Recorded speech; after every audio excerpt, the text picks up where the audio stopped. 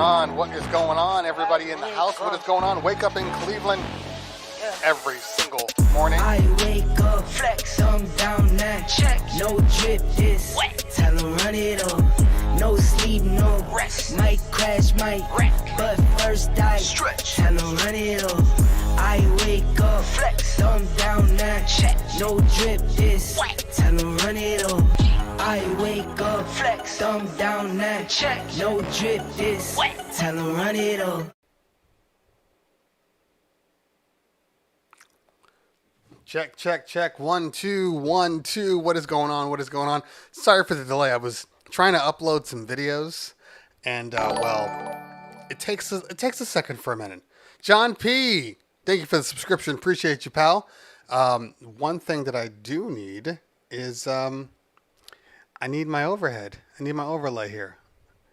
Let's see if we can get that on here real quick. There we go. Nice and pretty. So, hope everybody's doing well this fine afternoon.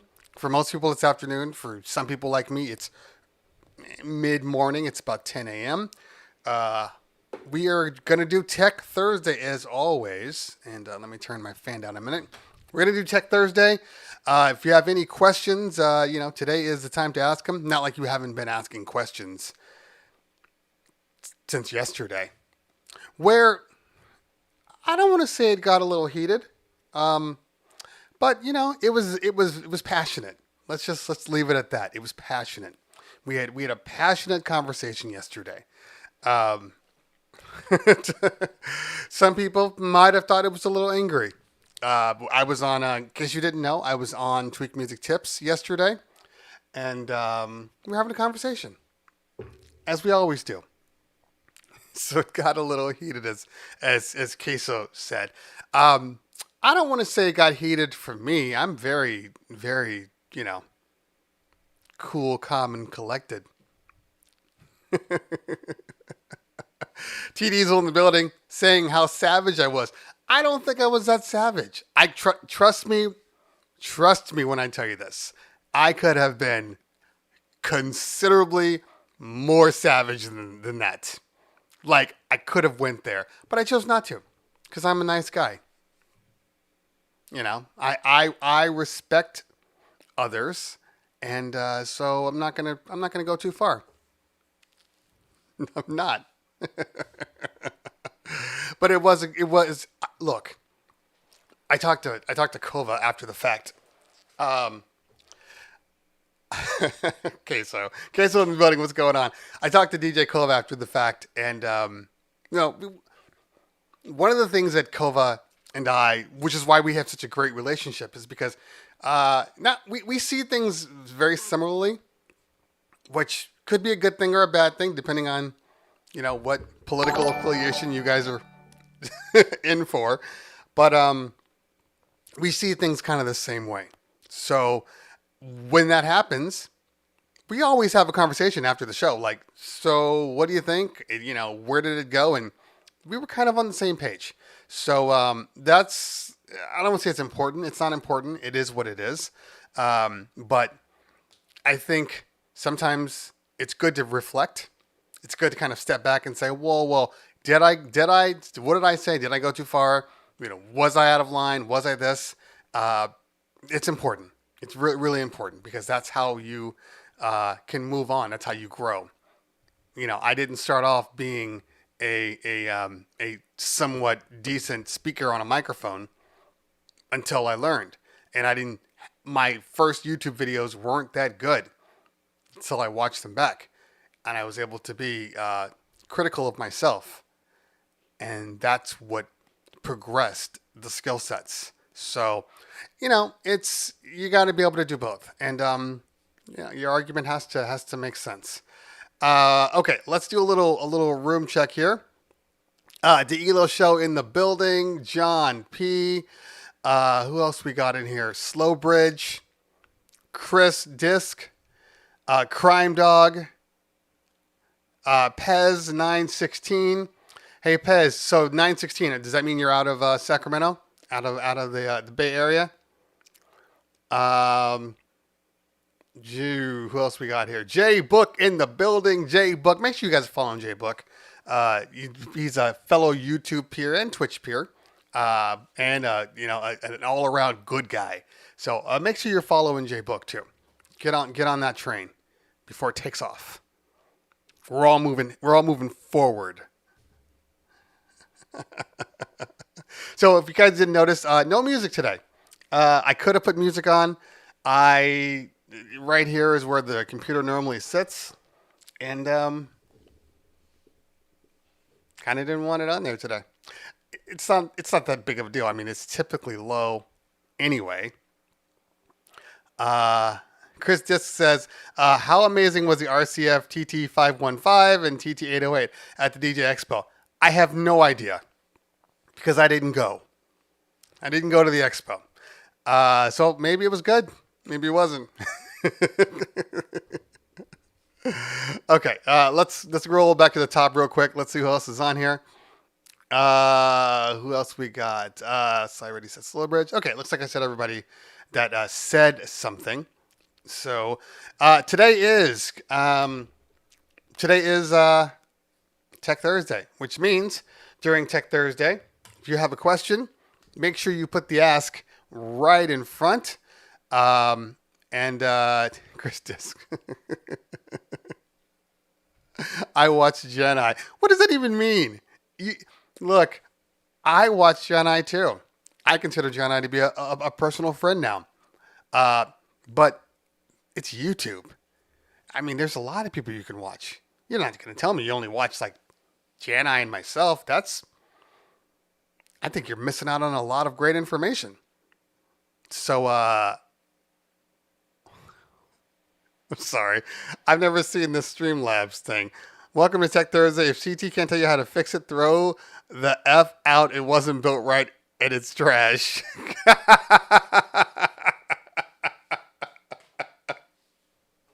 Oh, man. That's hilarious. I guess I should probably be looking more at my Streamlabs stuff.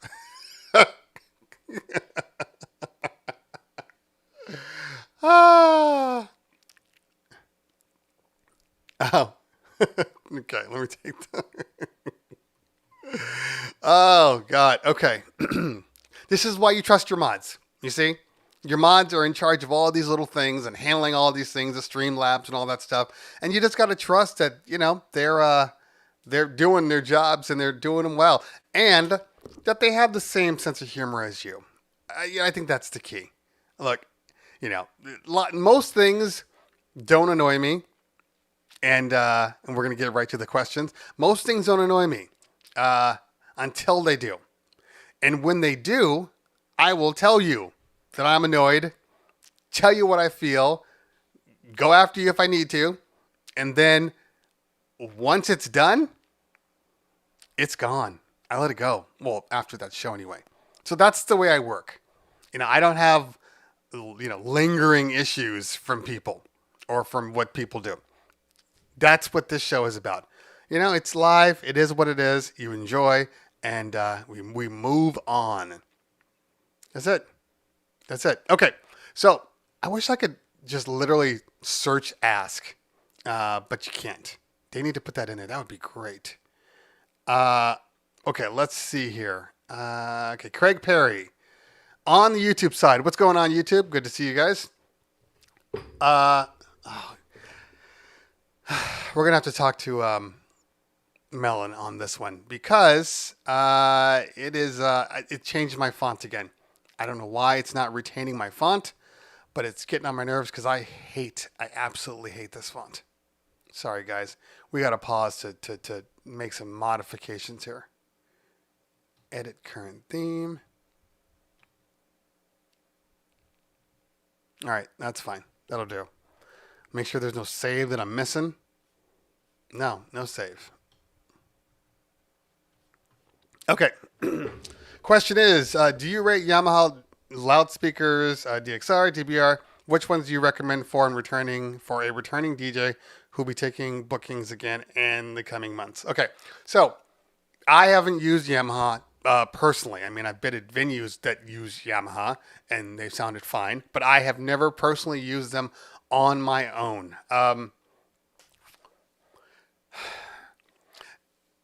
You get what you pay for. Okay, so the cheaper the speaker, typically the worse the materials are, which then affects the sound that's coming out of those. Okay, so without even knowing anything about them, and maybe we can look at them real quick. Let's take a look. Let's do that. Not that this is going to tell us anything that we don't already know, but let's just see what we got. Share screen. I always do this. I want to have a secondary screen.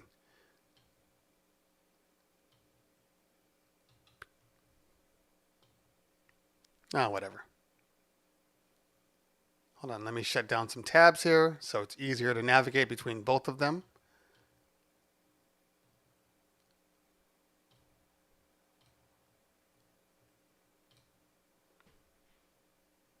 Okay. All right. We are looking at Yamaha loudspeakers DXR. So let's pop over to Sounds. If I bring a Chrome tab in, it'll make it easier. Yeah.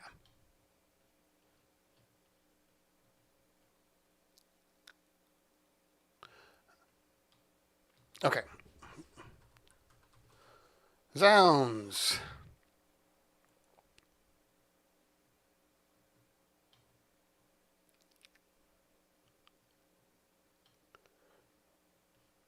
And we'll share the screen.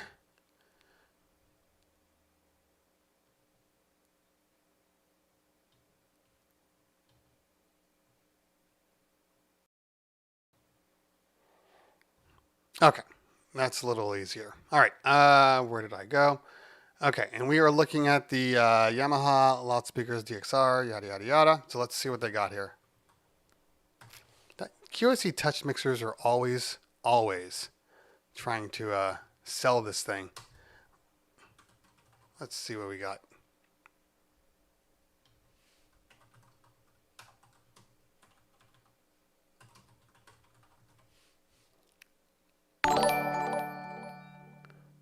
I do have these. Not the the HS8s. I do have those, which I do love. All right, let's see what we got if we have anything here.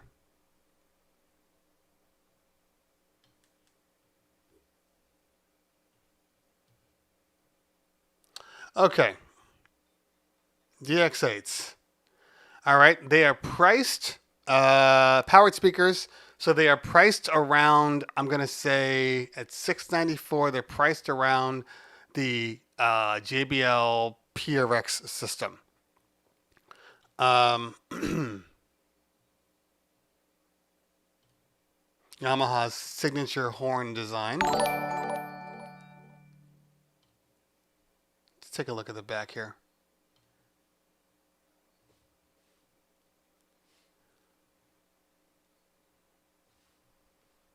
All right.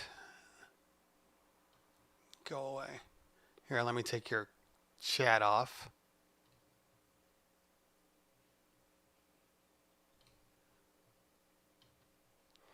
Because I like to see what a system has on here. Okay. XLR inputs. It has a through, which is great. It has a mic and line level switchable. There's your things. It's got secondary 1/4 inch only. That's a little weird to me. Secondary 1/4 inch line ends. And then it has your RCAs, which is also cool. And then a link out, which is probably linking you to your other speakers so you can EQ them properly. It has a contour, but I don't see the ability to actually EQ them. That is annoying to me. Okay, so a couple of things that I don't love about some of the newer speakers that are coming in here. I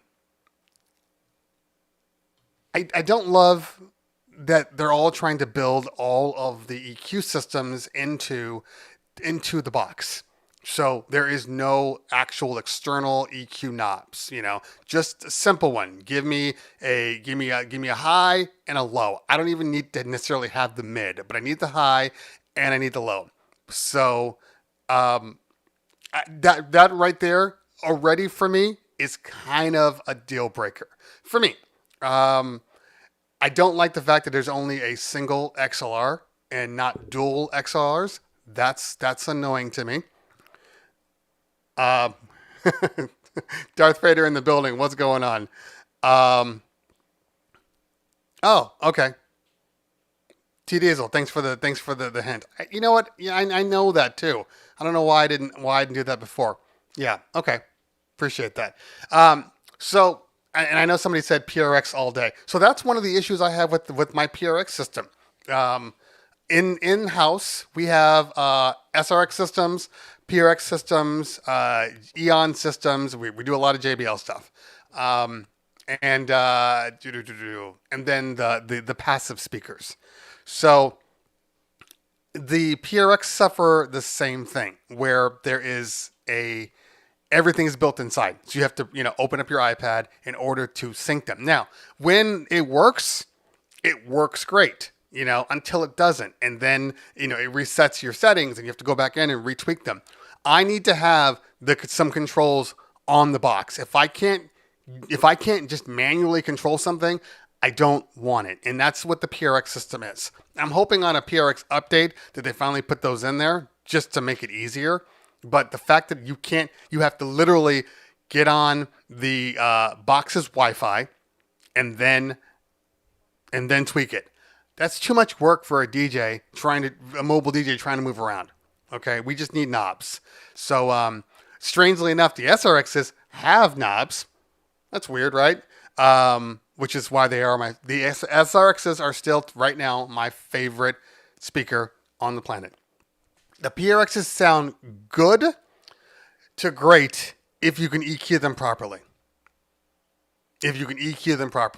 And I know, let's see, Slowbridge says that's all tech. But yes, it's all tech. However, the Bose system that I also have has an iPad app, and you just open the app up and it automatically connects. I don't have to put it on its own Wi-Fi channel. I don't have to connect via Wi-Fi to log into it. It's already communicating via the Bluetooth, and I can make all the changes I need right there. That's the tech that I need in everything. That's the tech. I don't want to turn on a Wi-Fi and then connect from my phone. It's annoying because then now I'm limited to all the things that I can do. It's just stupid. So that's slow bridge. Yeah, I like knobs. That's why I got you here, because you're a knob. I kid. So, but yes. So that's why I like what Bose has done. Okay, that's the key here. But price-wise, it looks like they're priced at the PRXs.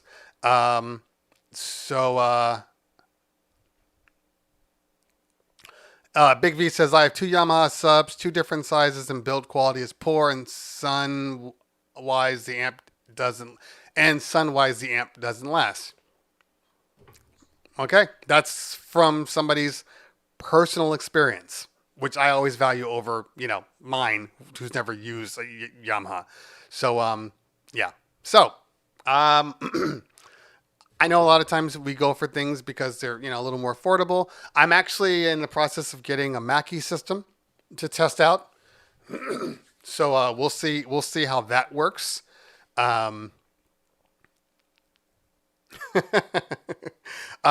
we'll see how that works with the Mackie.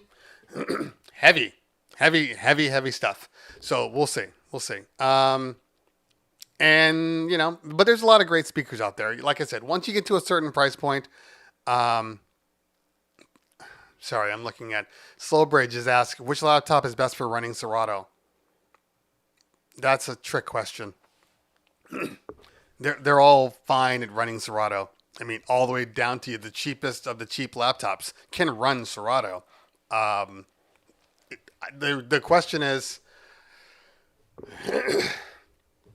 what else are you trying to do? That's the question. But they can all run Serato. Okay. All right, let's move on up. And let's hit the find. And let's see if ask actually works. And there it is. Sweet. Diamond Lee with the resub. You guys know what to do. If you have any questions, hit the ask. You should always listen to speakers before you buy them. Yes, I don't disagree. The problem is Northwest Audio. What the sub? Thank you so much. The problem is a lot of times speakers can be misleading.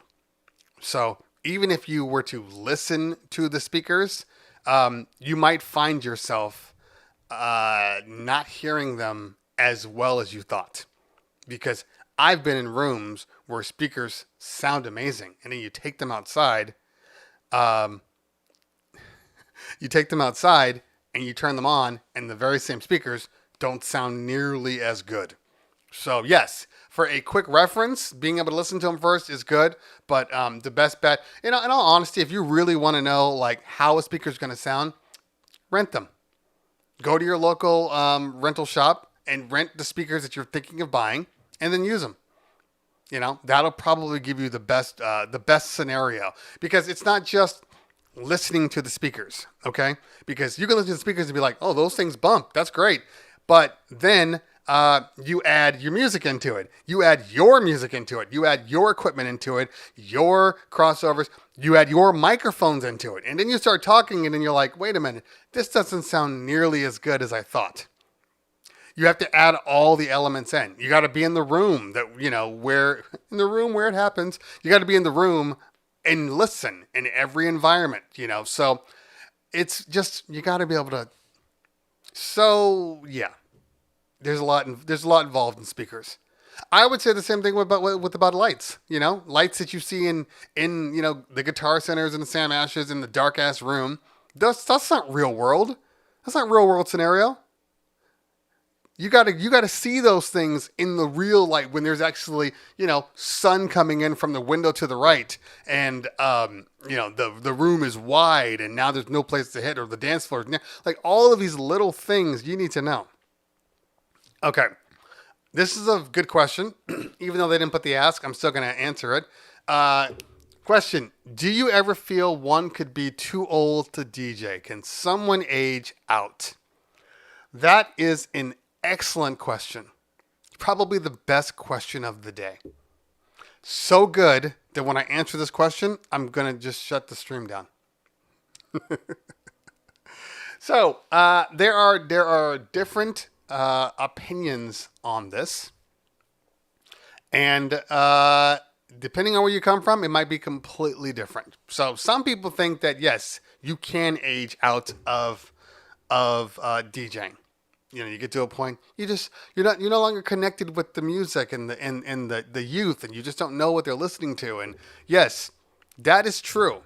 In some cases, a lot of DJs, do get too old. They're used to doing their own thing. They're used to doing what they do, and then they don't, continue to learn, continue to progress with the new music of today, or they just don't like the new music of today, and they can't find a way to get passion for the new music.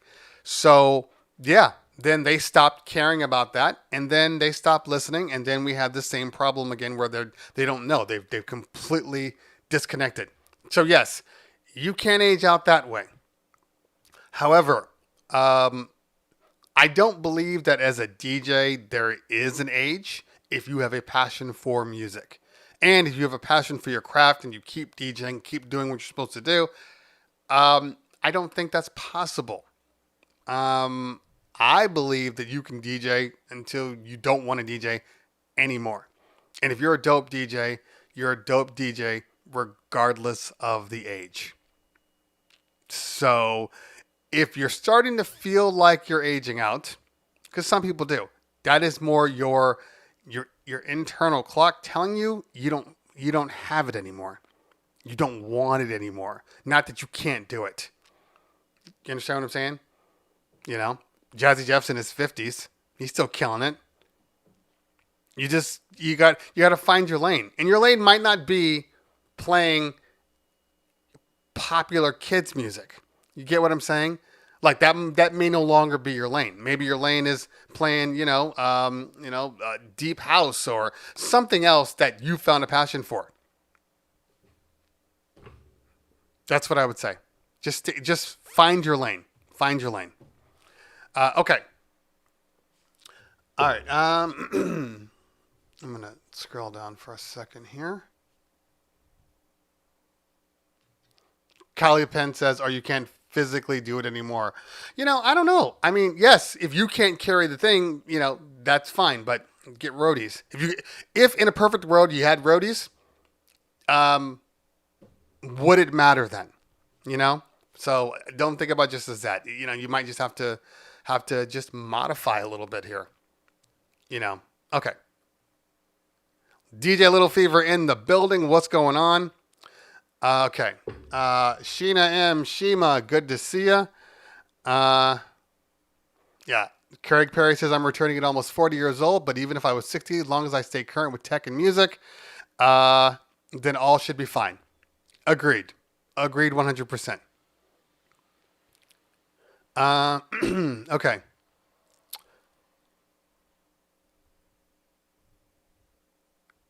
DJ Little Fever says, have you ever thought of doing cold tests on gear since doing your heat test this week?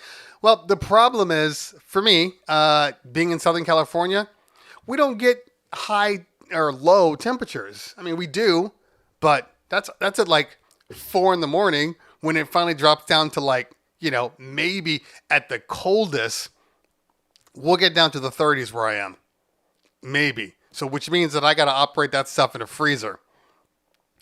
Which means I got to be in a freezer, which I don't know if I want to do, but that would be a great video. I need to find somebody with a meat locker and set it up. That'd be a great, great video. Make sure you guys are following Little Fever, by the way. That's my guy. Great DJ out of Canada.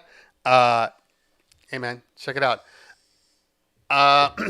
Yeah, D. Show says each venue lighting call for different setups. So this is actually very true. Yes, every venue, and I'm losing. Okay, I gotta get on Melon for this because I just lost a whole bunch of people. So I don't know if you had questions and I seem to miss it. Put it back in the bottom.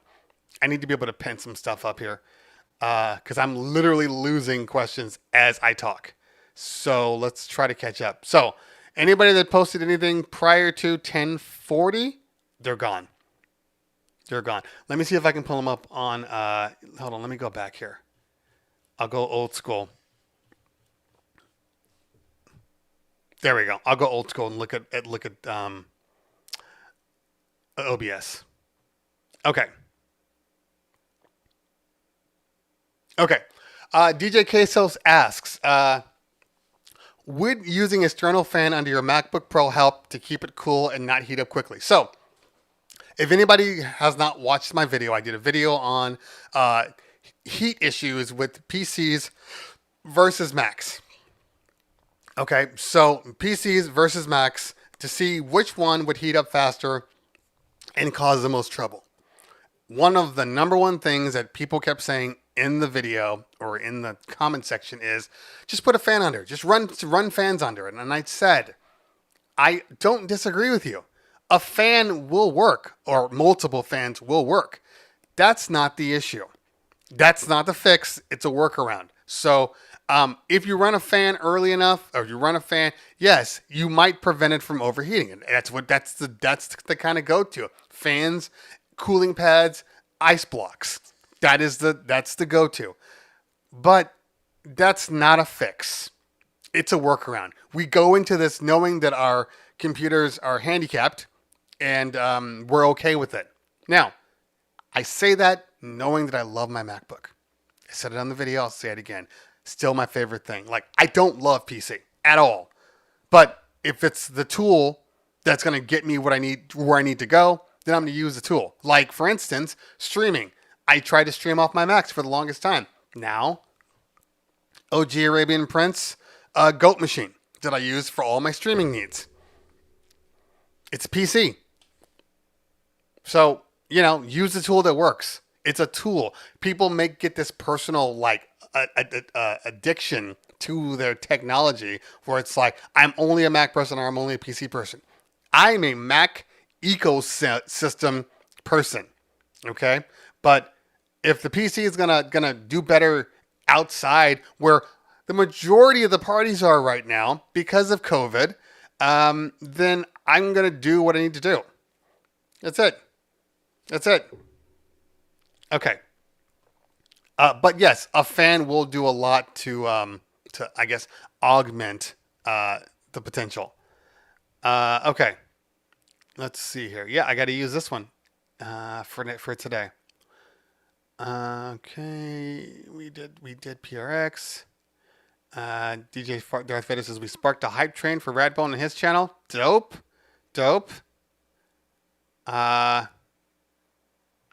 Okay.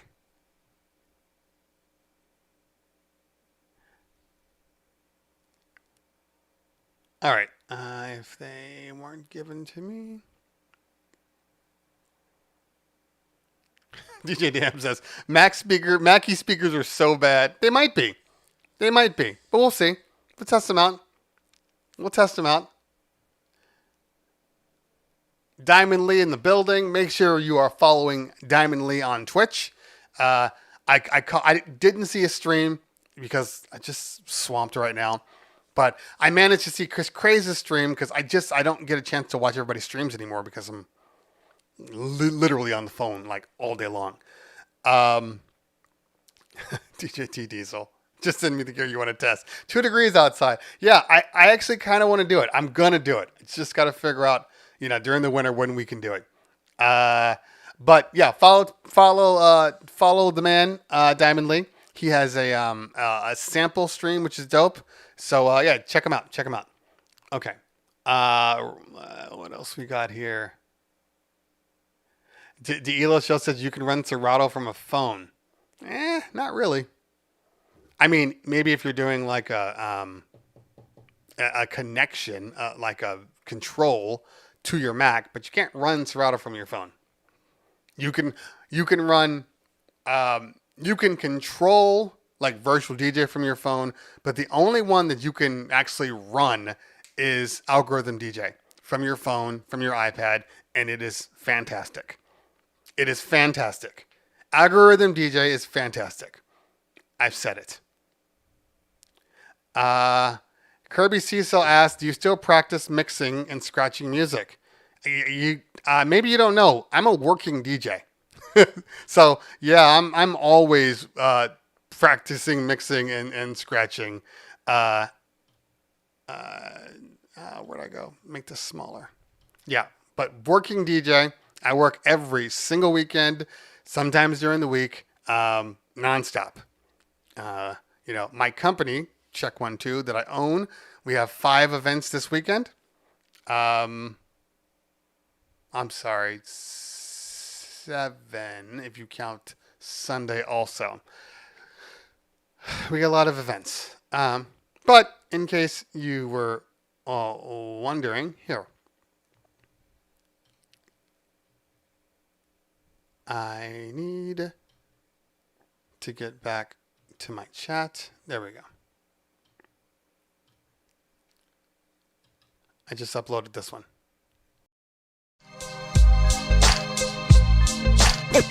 This is a journey. This is a journey into sound.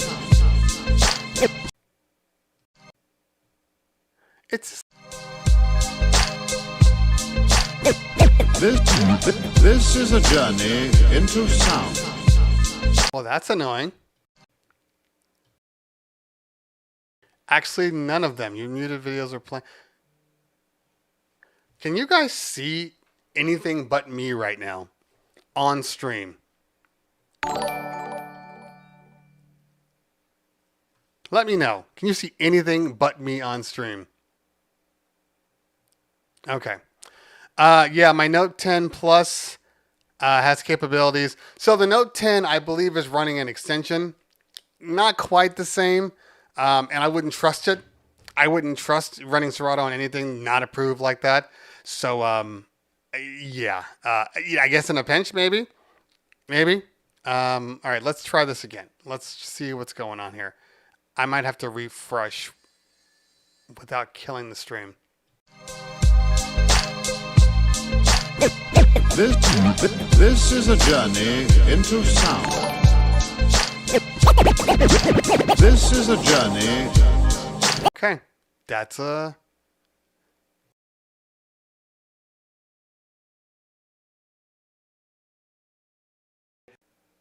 The problem is some are working and This is a journey into sound. just real quick. Okay, that one works. That one works, and that one's longer than. So, let's move this to my Dropbox. Then I can get to it. See, that's one of the joys. In case you guys are wondering, this is the issue with having PCs and Macs. This is my one issue, which has always prevented me from like going hardcore into it. So my streaming computer is a PC. My normal stuff that I do all my edits and everything are on my Mac. So if I have my phone and I need to get something to my Mac, I can just AirDrop it. Easy. Okay. I don't have an AirDrop system for the PC. I think they make one, maybe like an applet, but that's another app I got to run on my phone. So because of that, I got to throw this into Dropbox and then try to run it manually. So let's add this to Dropbox. Save to Dropbox. So stupid. We're going to call it, maybe it's because the file name is too long. Scratch. Session. Okay. All right, and let's see. We're gonna re-add it in and see if it fixes the problem. Yes, I want to delete this. Let's see if this one works. And that one is not full screen. So yeah, I got to work on that. Okay. Well, so while we're waiting for that to upload, let's go back. Okay. Ask. Make sure you guys hit the ask. Ask is very important. Hit the ask. DJ Tekjitsu says, so is that Rain iPad video coming soon? It's coming as soon as it can. If I can get it done, I will have it. I will shoot it over the weekend. If I can get what I need done. The issue that I'm having right now, singular issue, is getting all my music onto my iPad. That's it. If I can get all my music on my iPad, then you will have a video next week. So that's the key. Okay, let's see if I can get to my folder and my Dropbox.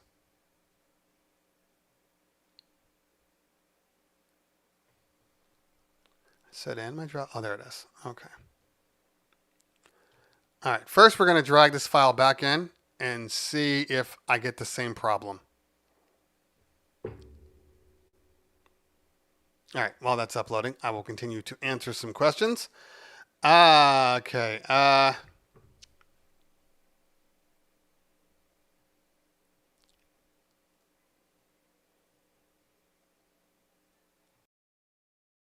Hold on.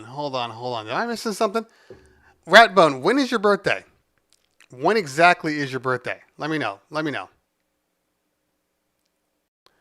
Heavyweight DJ in the building.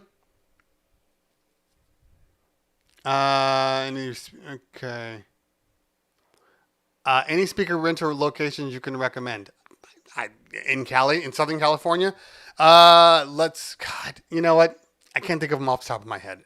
If I remember them, I'll put them up. Just for speakers only. There were a couple that I used to use, but keep in mind, everything that I used to use, that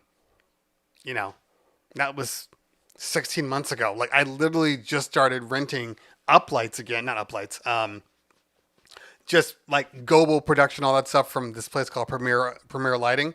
I didn't even know if they were in business when I asked them, but fortunately they are. So I don't know the name off the top of my head.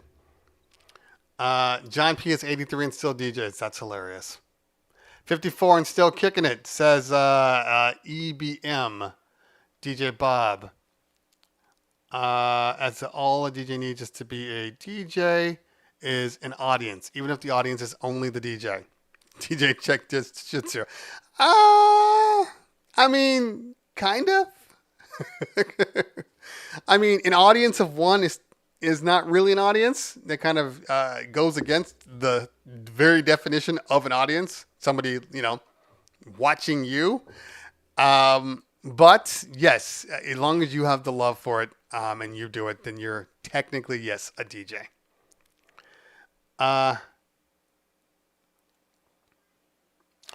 Grand Stam says, ask, have you figured out an easier way to search for intro edits on BeatSource, or do you have to just wait?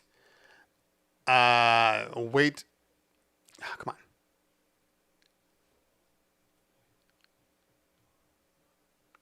Looks like we got a hype train close. Okay. Easier way to search for intro edits on BeatSource, or do you have to just wait until they are released on a playlist? No.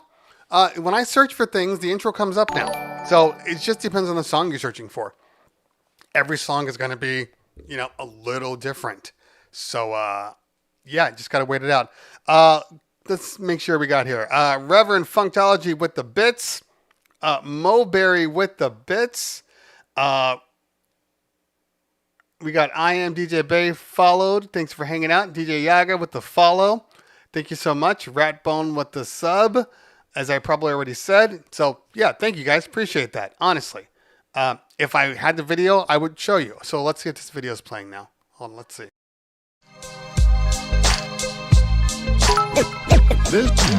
This is a journey into sound.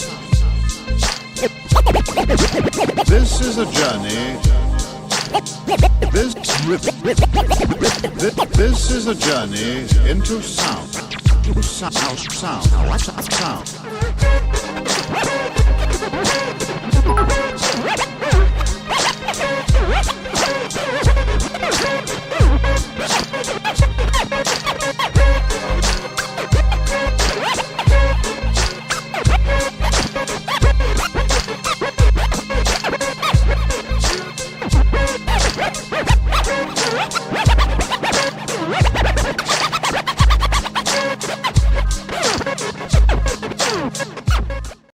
The funniest thing about that video is I'm watching that video in silence.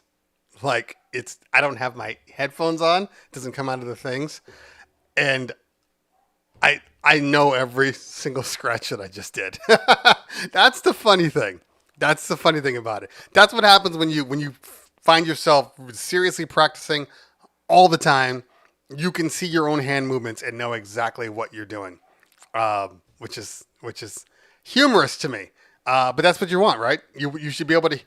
I want to get to the point where I can hear the scratch in my head before I do the scratch. Does that make sense? Because I think a lot of times when people are learning how to scratch, there are things that they kind of naturally do, like your hand movements just naturally do something, and I think that which is fine. That's how you learn.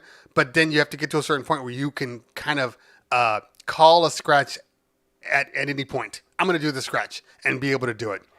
That's the difference. So that's the thing that I want to get at, what I want to get to. Northwest Audio says, what do you think about TikTok for gaining followers? I don't know, because I can't seem to get any traction on TikTok unless I'm posting cat videos and dog videos, to be honest with you.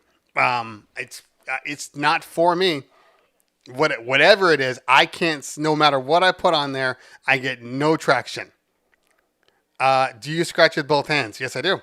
In fact, in certain scratches, I'm better with my right hand than my left. Left hand. So, look, there are some DJs that are going to be absolutely amazing with both hands. Scratch Bastard, it's one of those guys, But for the most part, you're going to have a dominant moving hand, okay, the hand on the record, and then you're going to have a dominant crossfade hand, and they're usually one and the same. So what happens is on one hand, like on my left hand on the record, right hand on the crossfader, all of my transforms and like boomerangs and all of those things are on there, okay, because I have control over my hand and all of those things.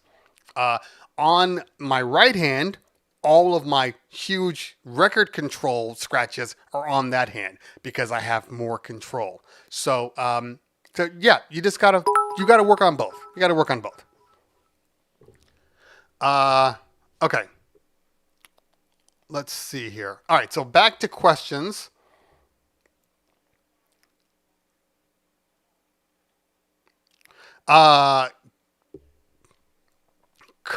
Kana J says lapel mic or Beta 58 on mic stand for a ceremony setup. So I don't love lapels because you can hear everything. So I would rather have a dynamic microphone like a Beta 58. It doesn't have to be a Beta 58. I mean, we like Shure, but it doesn't have to be Shure. Okay, it can be lots of other companies out there. But yeah, they all work just fine. But I'm not a big lapel fan. DJ T Diesel says, just do the busted channel a few times. And you'll get some action. No, so the funny thing is I loaded up like my cat, and like it has like, I don't even know how many views it has. Let's see here. So in case you guys didn't know, Soul Fabulous, thank you for the sub. Appreciate you, fam. Northwest Audio with the 10 piece. With the 10 piece. Are we in? Oh my God. I've been doing all this stuff. Didn't even realize we were in a hype train. Northwest Audio. Thank you so much for the 10 piece, fam. Appreciate you. SMC with the bits. Smoking that thing. DZ smoking that thing with the bits. Northwest Audio with the bits. Oh, no wonder why. The hype train literally just kicked in and then the man literally just 10 piece. You're killing it. Appreciate you, Northwest Audio. Appreciate you. The SMC with the resub. Thank you so much. So, guys, if you got a subscription from any of these people, especially Northwest Audio, show some love. Say thank you because that's absolutely amazing. Amazing. All right. So let's see. Let's in my inbox. Let's see what I got here. Yeah. So I did a video on WikiWiki, which I can't post because it's too big. It won't show up on the screen. And on IG, I had over 6,000 views. Over 6,000 views. 6,000 views, like 700 likes. Northwest Audio with the 1,000 bits. The 1,000 bits. Appreciate you, fam. Appreciate you. You are killing it today. Killing it today. Thank you. So in case you guys didn't know, some people don't. Look, we are, all of us streamers are just trying to, to do big things out here. And the way to do them, the way to be on these shows and to continue on is the subs. The subs and the bits help out tremendously. And it gives us a reason to continue to do these things. Yes, we do them for the love. We do them for free. But that part shows us, that what we're doing has value, adds value. So I appreciate that, honestly. I appreciate that.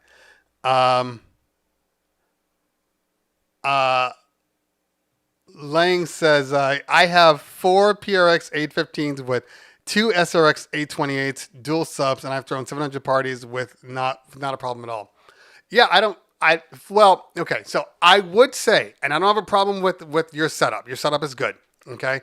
But those SRX 828s, because I have one, kind of swallow up the PRXs. I mean, they really are designed to go best with the SRXs. They balance out perfectly. You have to really, you can't use the 828s at max if you're using the PRXs. But I still love the system. Your setup is wonderful. But I chose the SRXs. Yes, they're heavier, but God, do they sound good. Are they some of the most? They're some of the best sounding speakers I've ever used. Is the JBL SRXs, like legitimately the best sound I've ever heard come out of a box. Okay.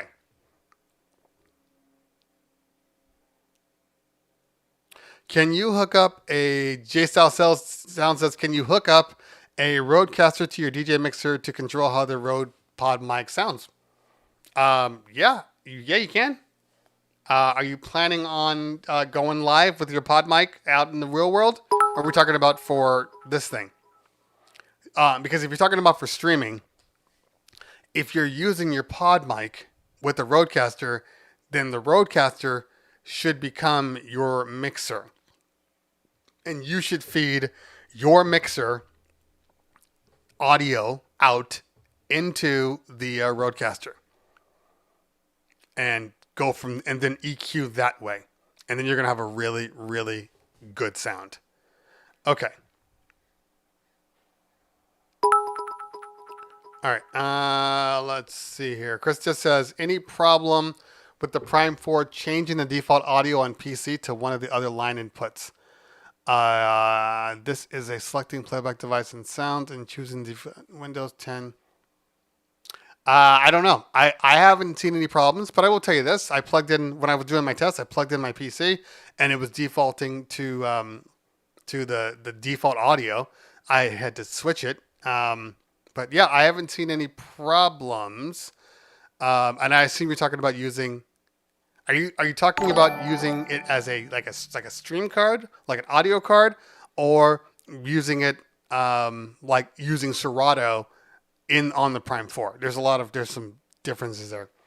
Okay. DJ Dan with the 2-tier 1 subs. Thank you so much. 2 of them. Dealer Show with the bits. Northwest Audio with the bits. As I said before, you guys are killing it.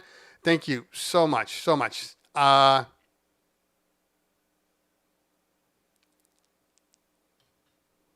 Okay. Oh, for streaming. So, I have not, but I've never streamed with the Prime 4. Ever. Okay, will you leave my screen here? All right. All right, let's go back up and see if master volume only controls the volume. I'm losing where that's coming from. Sorry. Okay. What are your thoughts on the new JBL PRX1 versus EV RCF column arrays? And you didn't put in Bose. Bose is one too. I haven't heard them. So I want to do a shootout. I'm going to talk to my guy at Sounds and have him try to send me all of these line arrays. But I have not heard them all, so I can't comment on them. I've heard the EV ones, which sound good. I've heard the Bose ones, which sound good. If the JBL PRX ones are actually the quality of a PRX, then I'm going to say it's probably a very good sounding system. If it really is, and they just didn't take the name, I've said it, like I don't, as far as sound is concerned, between if you're gonna compare like the Eon systems, not the line arrays, I'm just talking speakers. If you were to compare the Eon system with the PRX system with the SRX system, there is a huge shift between Eon, PRX, and SRX. Okay, SRX, like if this is Eon, I'm gonna say not the 615s. Okay, 615s are garbage. The Eon 615s, but if you're still using the old 515 XTs, then if that's Eon 515 XT, the PRX ones are probably like here.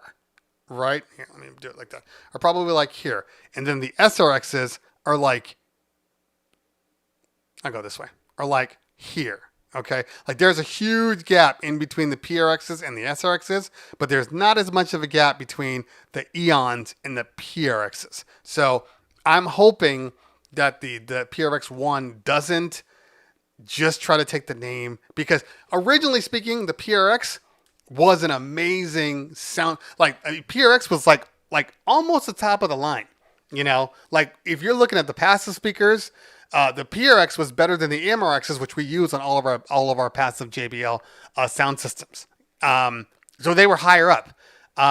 So it's interesting that now it's become this middle ground. But I think it's more internal than it is the external sound. Okay. All right. God, I'm going backwards and everything is all screwed up.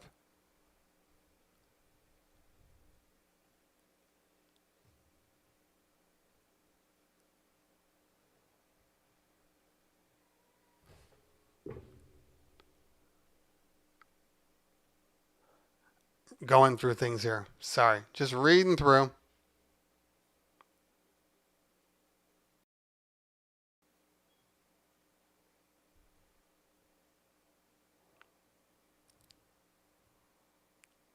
All right. LP Lang has tested every speaker brand. Yeah, I appreciate that. You got to, hey, if you can do it, do it. And I'm glad that you agree with me. Yes. We can be friends. How can I reduce clipping in the speakers? Sheena says, turn down your volume. I know that sounds like a slap in the face, but the clipping is coming from excess audio. You're pushing too hard.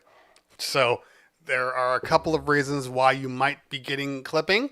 One, you have to follow your audio chain.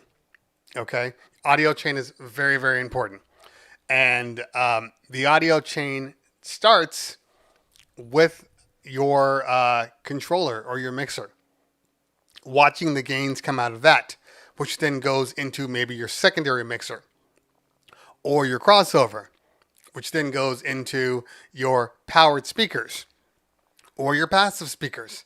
You have to follow that audio chain all the way through. Somewhere there's clipping occurring. And let me take one step back. Your computer, is your Serato gains maxed out to the point where they're already sending out crappy sound into your controller to begin with? Okay, so there's all of these little things you have to follow your signal chain and see. They're typically speaking, most speakers, obviously the normal thing is, okay, they're clipping, turn on the volume. That's the basics. But then, follow your audio chain around, your audio chain, and see where you end up. I can guarantee you, in somewhere in there, there's something that's already maxed out before you've even introduced it to your system. That's the key.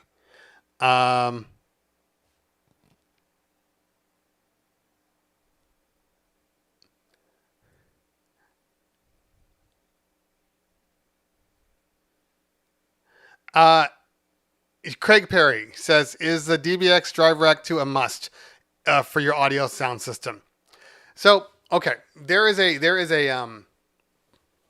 are different sides to this question. Okay, I have said this. So, in all of my passive systems, I run drive racks in every system. That way, I can control the QSC amps with the JBLs and the Sherwin Vegas. Yes, I actually still have my Sherwin Vega Earthquakes for the super big parties. So I run it through the drive rack. Drive racks are smart.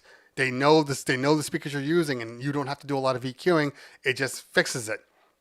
Having said that, typically speaking, when I run my powered systems, I rarely run anything through a drive rack. I just do the audio editing, adjusting from the boxes, and I always have good sound.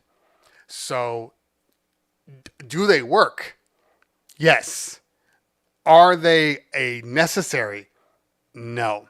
Drive racks are doing things that you could do manually if you just know how to, engineer your stuff. So, and I mean, there is some compression too, but they're not the end all.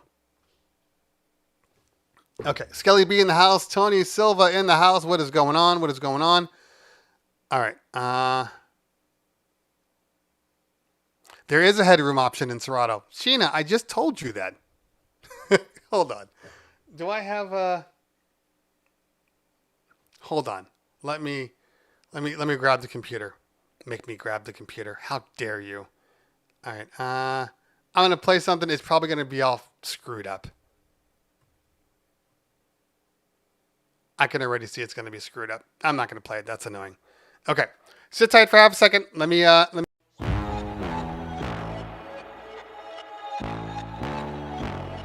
'em run it up. What is going on? What is going on? Everybody in the house, what is going on? Wake up in Cleveland every single morning. I wake up, flex, I'm down now. Check. No drip, this wet. Tell 'em run it up. No sleep, no rest. Might crash, might wreck. But first I stretch. Tell 'em run it up. I wake up, flex, I'm down now. Check. No drip, this wet. Tell 'em run it up. I wake up, flex, thumb down now. Check. No drip, this wet. Tell 'em run it up. Okay. All right, let's make this happen real quick. My overhead might be jacked up because, well, I did a stream for AK-47 and I haven't adjusted everything yet. That's not what I wanted. Yeah, as you can see here. So let me take her off real quick.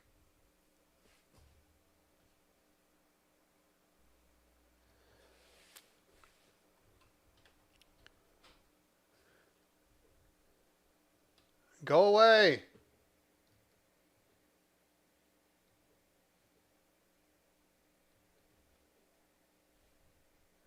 Why are you still showing up? Oh, I know why. Okay.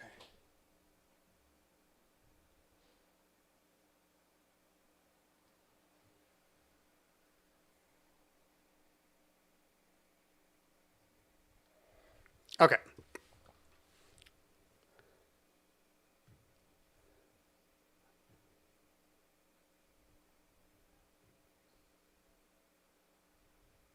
Please hold while I just mirror this real quick.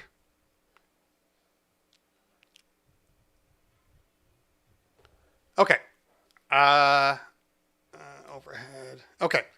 So, all right. So you can see the mouse here. Okay. So your audio chain starts from here. You see this little thing called the master? So if I play something, and let me play something that is not going to get me flagged.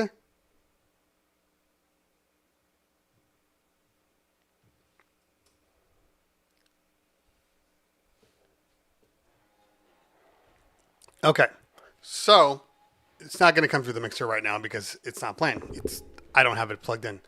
Okay, so this guy right here, when the beat kicks in, you see how there's still the green here. If I adjust this up, I can make this louder.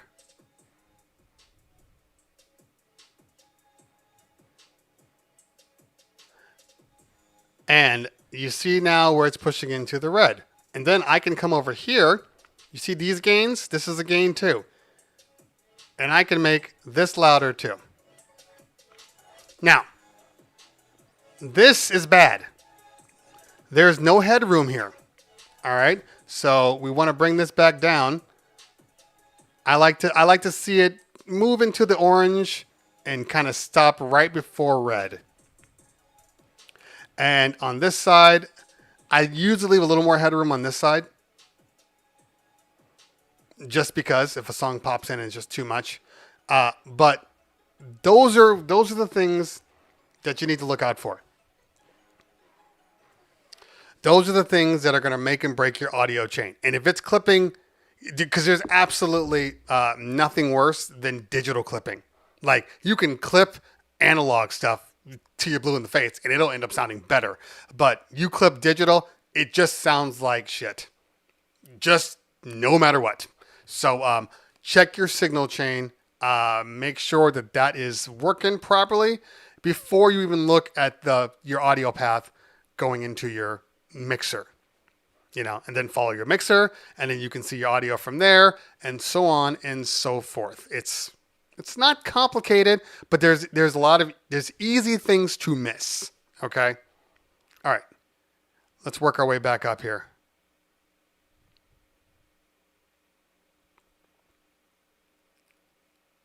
And hopefully the person that was listening that asked the question is still on here. Red means you're rocking. Uh,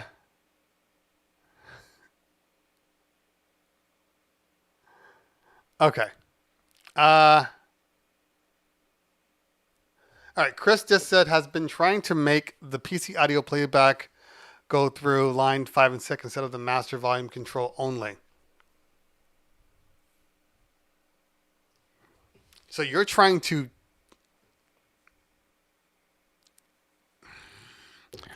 If this is for streaming, you're trying to make your hardware reroute itself. You're probably going to need to. You're probably going to need to use another piece of software, like oh god, what's the I forget the name of the that's Mac only anyway. But you're probably going to need to have some sort of audio routing plugin that allows you to switch things over if you want to get that detailed. I typically use the defaults. Okay.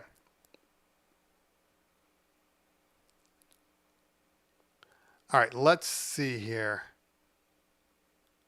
All right. I know for a fact that I've missed some questions. So if you have any questions, make sure you throw the ask in the chat. If I didn't get to your questions earlier, put them in again. I'm sorry. Put them in again. That way I can, answer them. T Diesel says he has 2 Mackie Thumb 12s and my 1 PRX 18 sub will overpower them. Yeah. The PRX sub is the best thing in the PRX lineup. The PRXs are good, but the PRX sub, it's like that's where they put all the technology. That sounds amazing. That's an amazing sounding sub. I mean, it doesn't sound as good as the SRX, but pretty damn good. Final Touch says, have you heard of the upcoming Record Cloud app Lexicon? If you did, what do you think of it? Have not heard. One of the major new features, a tagging system similar to Rekordbox that can be mapped to file metadata fields. That sounds cool. But I have not heard of it at all. But that doesn't mean hasn't been out there. Let's see.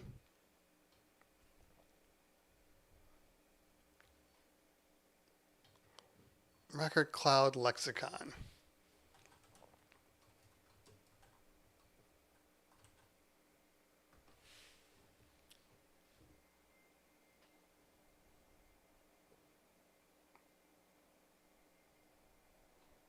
Okay. Let's bring it on the screen here.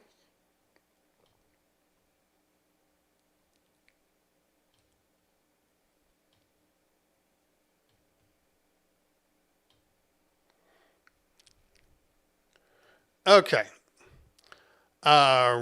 Record Cloud, also known as Record Cloud 2.0, for good reason, for the better part of the past year. Short version, Lexicon is Record Cloud. The problem with Record Cloud was being held back by the fact it is mostly a website. There's an odd and confusing separation between the Record Cloud website and the companion app. Blah, blah, blah. Yada, yada, yada. Why is the name change? Okay, so it is an app instead of cloud-based.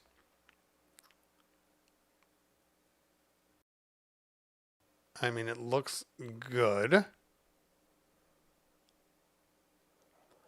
Has a music player built in. You can listen to your tracks, cue them, and modify them. You can add cues and loops. You can modify the beat grid. You can beat jump.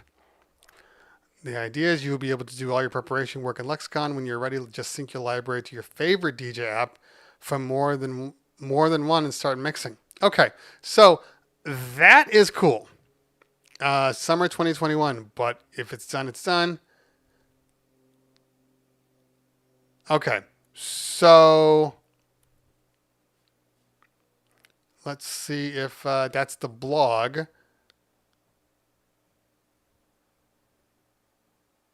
All right, there is a demo available, which I'm not on. This computer doesn't even have any sound anyway. Okay, so this is kind of cool if it works the way they say it will. Library scans. I'm gonna contact these people.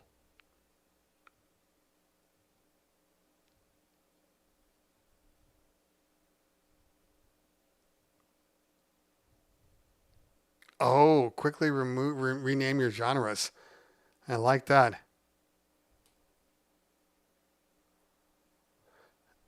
Vocal splitter, split tracks into vocals, so you can use either one for mixing. Perfect for mashups. It's.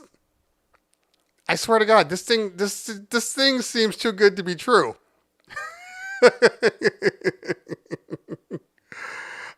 Oh yeah, this thing is like the holy grail. It's in beta right now, so I don't know how much it costs, but let's see what the original one costs. Oh, that's how they get you. Subscription based. That's how they get you. Okay. But if it can do everything it says it can, it may be worth it. Let's see. Yep, that looks really damn impressive. Like really damn impressive. I will definitely give that a look just to see. Okay. I'm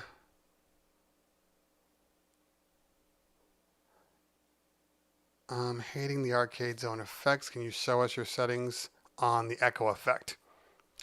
I don't have any special settings on the echo effect. I mean,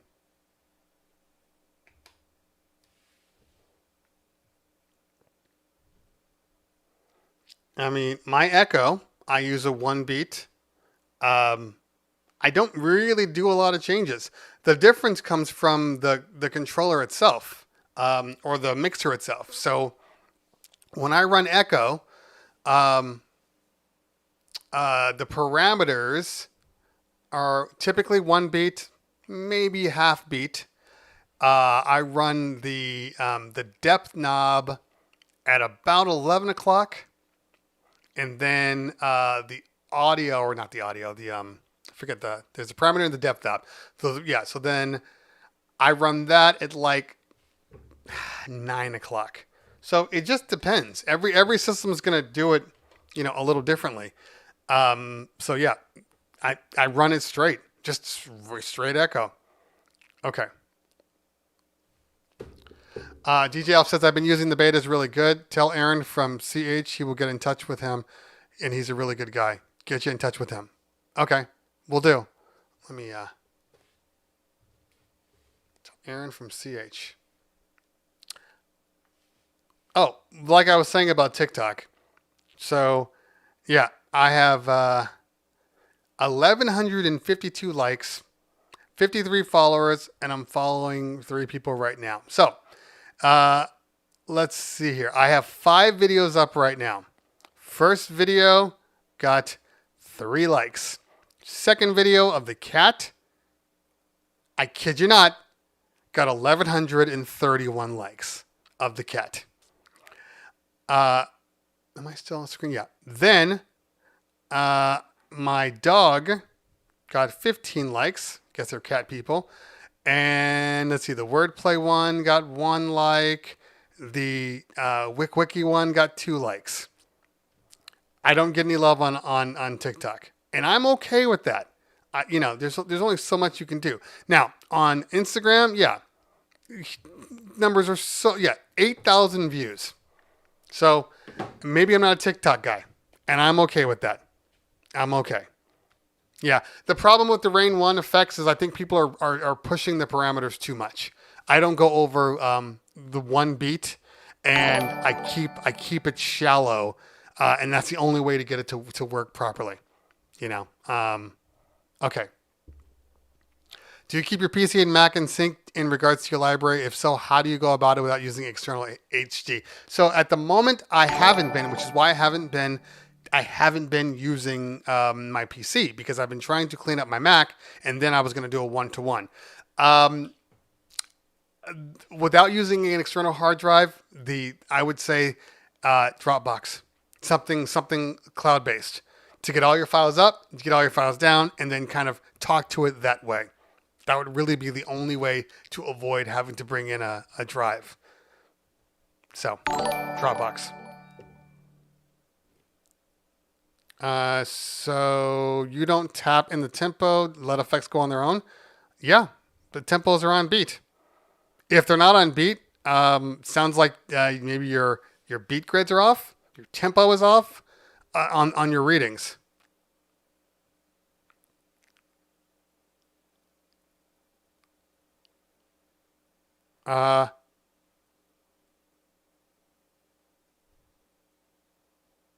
Tweak music tips. Not a fan on that. Depends.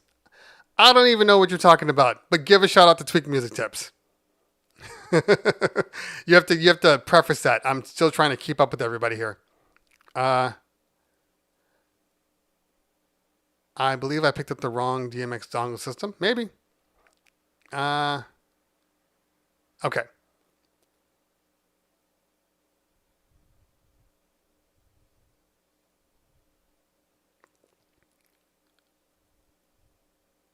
Okay.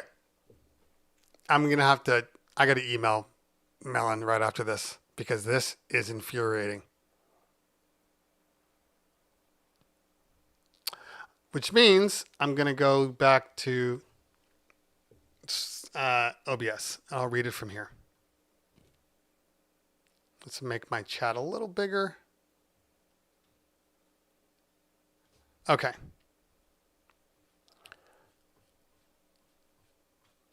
All right.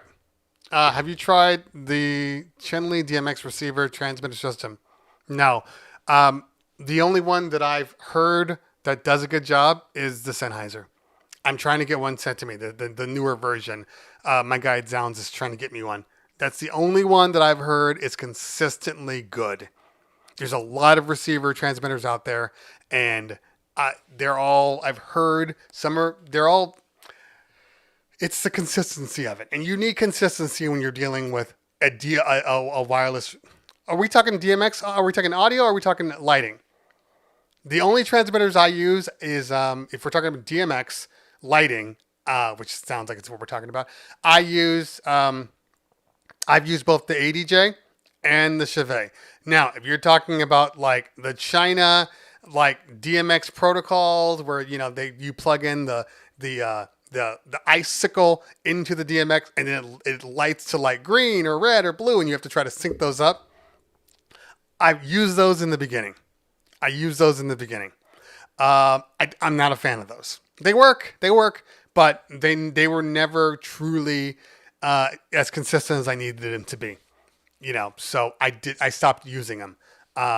But they're cheap, they're affordable, but I'd rather have everything built into the box. So that's why all of my lighting now has wireless DMX. All of them. Besides my moving heads, which I run through the wireless DMX uplight. You can't run wireless DMX for audio and lighting. It's one or the other. The protocols are different. So if you're doing DMX, you're doing DMX. If you're doing XLR wireless audio, then you're doing XLR wireless audio, and you have to buy something else from that. I don't know, guys. I honestly, I don't know everything.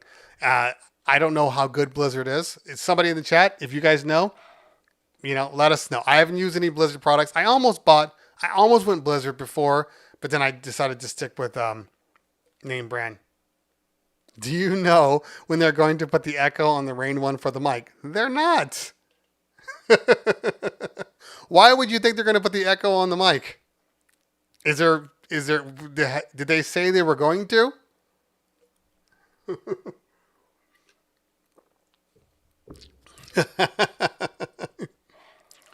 Yeah, I know everything when it's pre-recorded.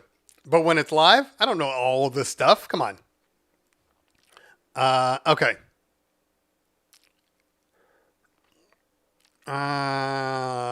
Let's see here.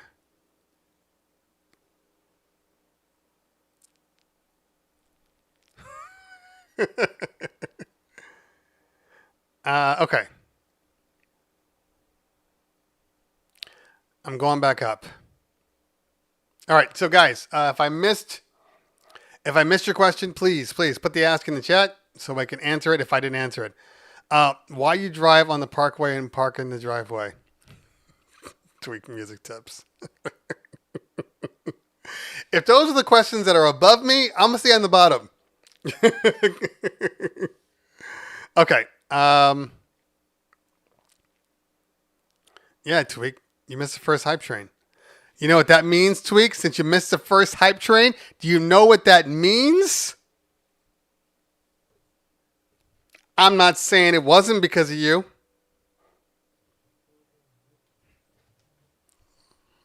Okay. Uh, okay. Sometimes when I see questions like thinking about upgrading from RAIN 62 to RAIN 70, which hardware mixer are you using and why?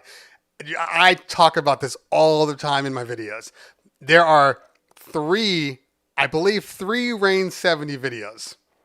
So watch them. Very, very important. I get very detailed. There are like multiple RAIN 70 videos. There are Reloop Elite videos. There are S11 and S7 videos. Ask. Still use the XMG. Okay. Hey, all you YouTube people, I'm concerned. I'm concerned that you're not getting my videos. You're not seeing them. So, if you're on YouTube right now, first off, make sure you're subscribed. That's the first thing. And then turn on notifications so you get notified when I do videos. Very, very important. Okay? Because legitimately 2 days ago, I did a video on the Mac and the XMG. So hopefully you saw that. Hopefully. If not, I subscribed 5 minutes ago. Well, there you go. Perfect. Perfect. So yes, the last video I did was on the Mac versus XMG and why I am tending to move to the PC. So check the video out. But the simple answer is XMG is a great computer. Simple answer. You know, PC is a great computer.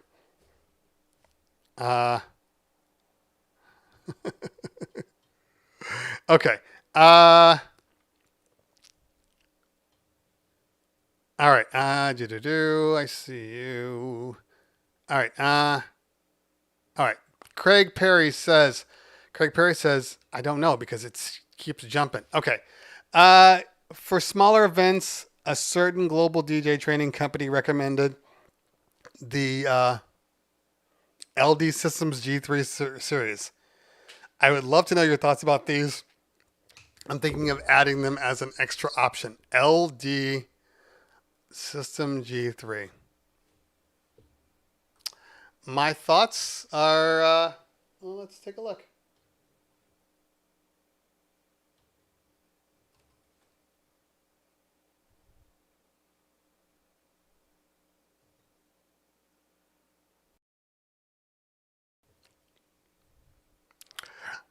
Okay, so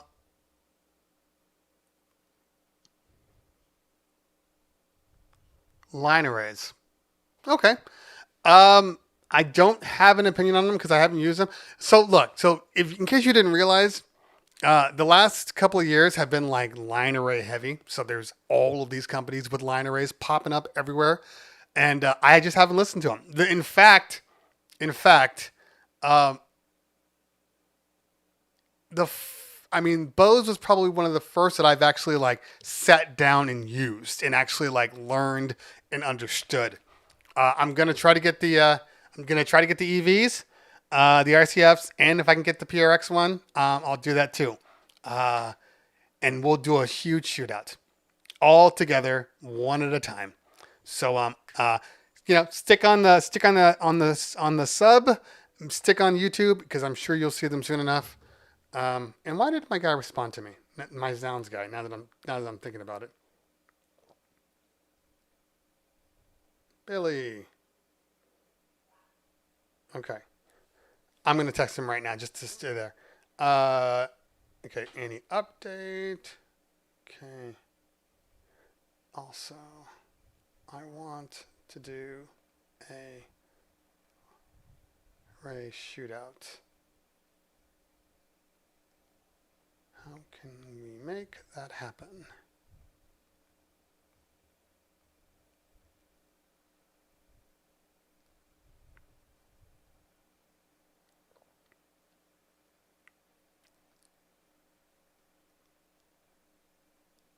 Okay, done. So I will. I'll work on it. I'll work on it because I'm actually curious myself. To be honest with you. Um, line arrays require rigging and calibration. Well, yes and no. It depends on the line array. We're not talking about huge, you know, stadium style line arrays. We're talking about the smaller ones. You know, for instance, these guys. Let's just share on screen. Uh, we're talking about line arrays like this, not production scale line arrays.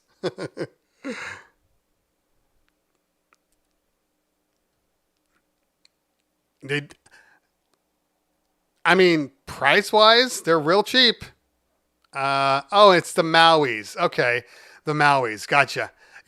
Okay. I think what they're trying to say is, I'm hoping they're trying to say from an entry level, the Maui's are a good brand on an entry level. I'm hoping that's what they're saying because I don't know that I would say that um, the Maui goes are going to cover all of your event needs.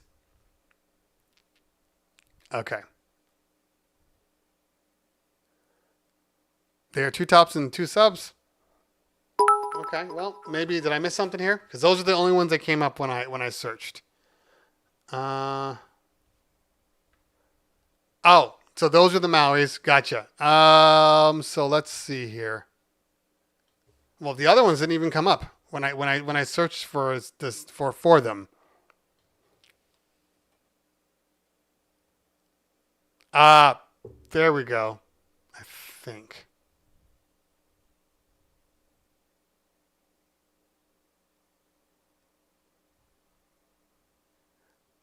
Are we talking about these right here?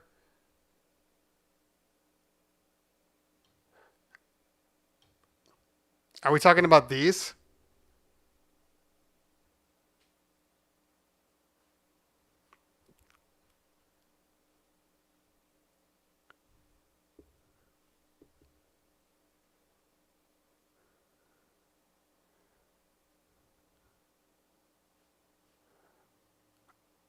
If we're talking about these guys, this says the G3. L- LD Systems Dave G3. What the hell does Dave? It's literally called Dave.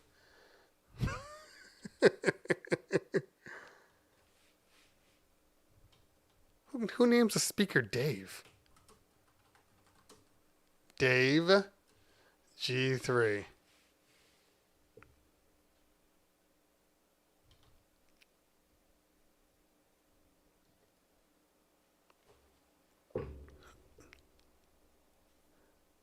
These guys.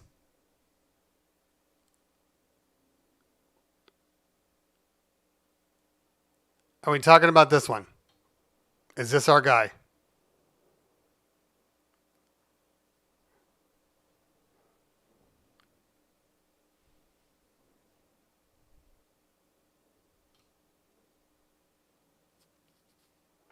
Okay. I'm going to say this right off the bat. I have never once seen um, a speaker system with two highs and a sub, if I'm reading this correctly, with the sub for $600. That was anywhere near quality. I haven't listened to them, but for the money, this doesn't tell me that this doesn't say good sound. Just for the money. This says to me beginner, super beginner, super budget, super entry level. I I haven't used it, so I can't speak on it, but it looks. I wouldn't personally buy it. We'll just leave it at that.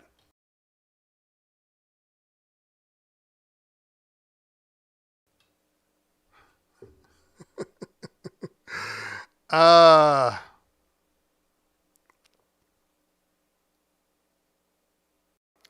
My thoughts on Record Box getting more mainstream. I don't think it's going to get more mainstream. I think the people that use Record Box are the ones that use Record Box. And so actually, Digital DJ Tips said something that I actually use to this day. I think it's a great statement. And it is, whatever you started with is typically what you tend to prefer.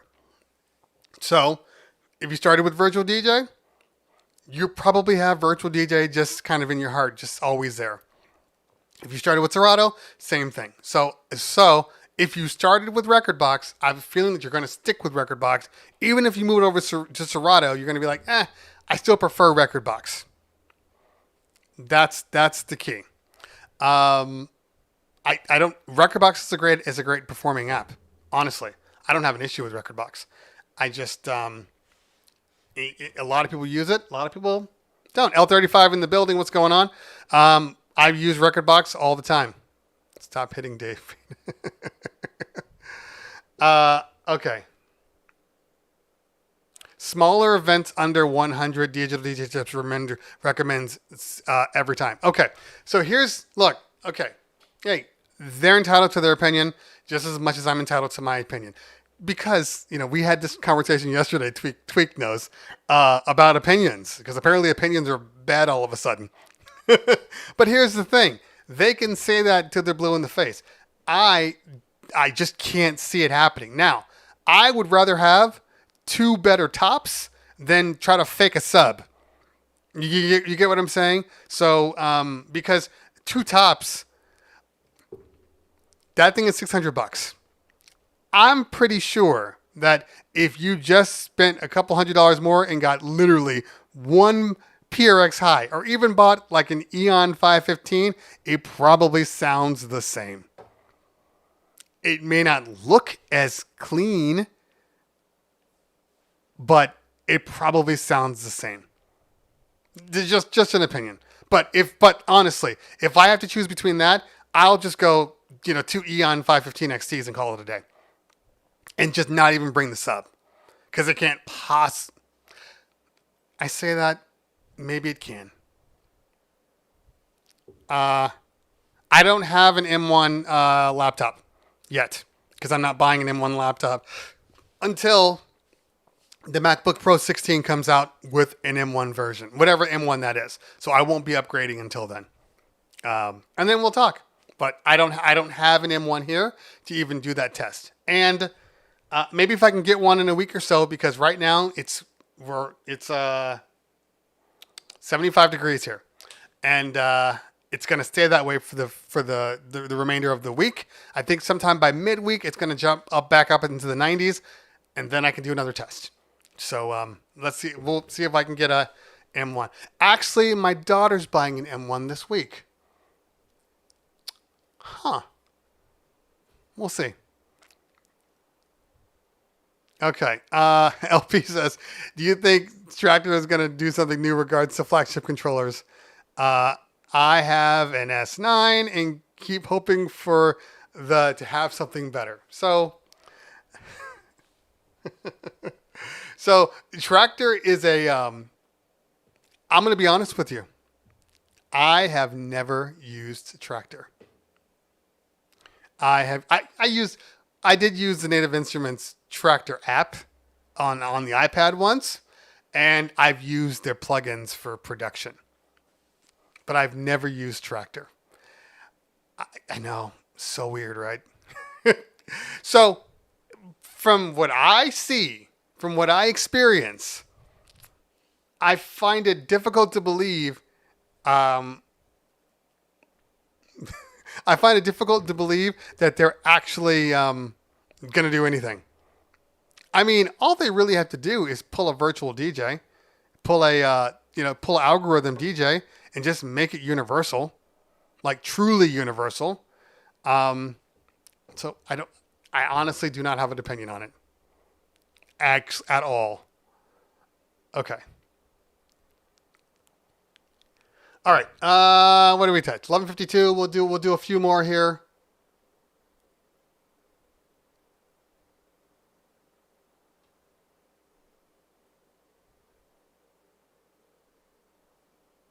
All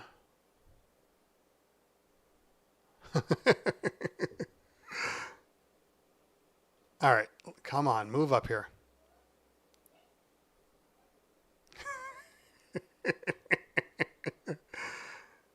Isn't that how it works?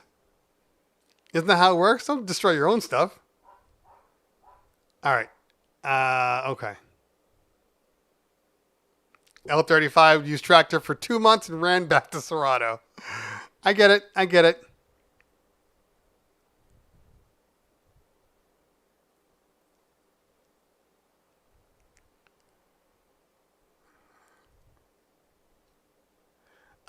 No. So this is a misconception.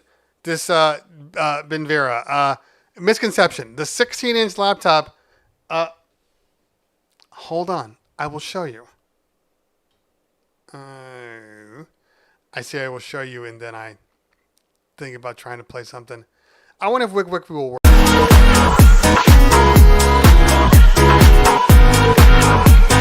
Yep, won't work. Sorry.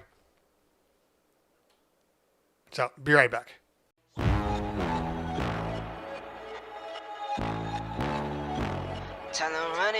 What is going on? What is going on, everybody in the house? What is going on? Wake up in Cleveland every single morning. I wake up, flex, I'm down now. Check. No drip, this wet. Tell 'em run it up.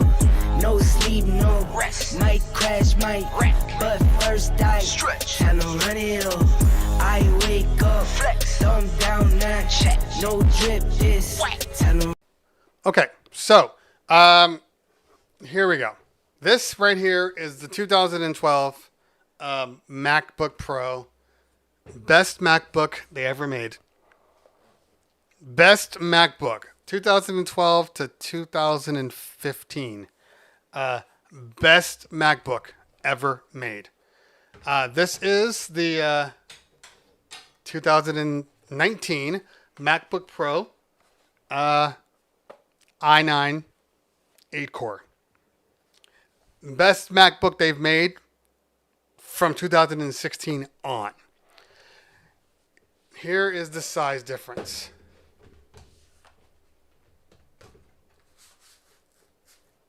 Because I want to show you the size difference.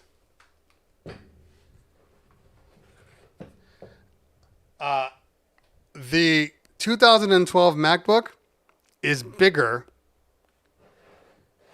than the 2019 16-inch MacBook. So you're actually getting more screen, more computer, and having a smaller form factor. So, yeah, don't let that fool you. The 16 just gives you more screen. Okay.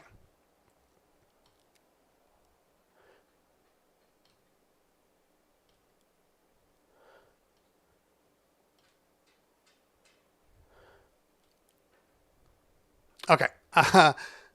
The bezel is not the same size. Here, let me show you. It's a little dirty. All right, hold on. Let's put on some white to make it easier.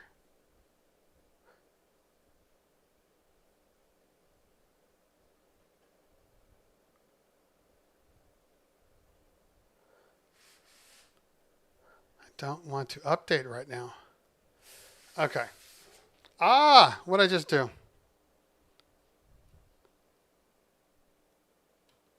Okay, sorry. All right, so it's going to be hard to see because this one definitely not been charged.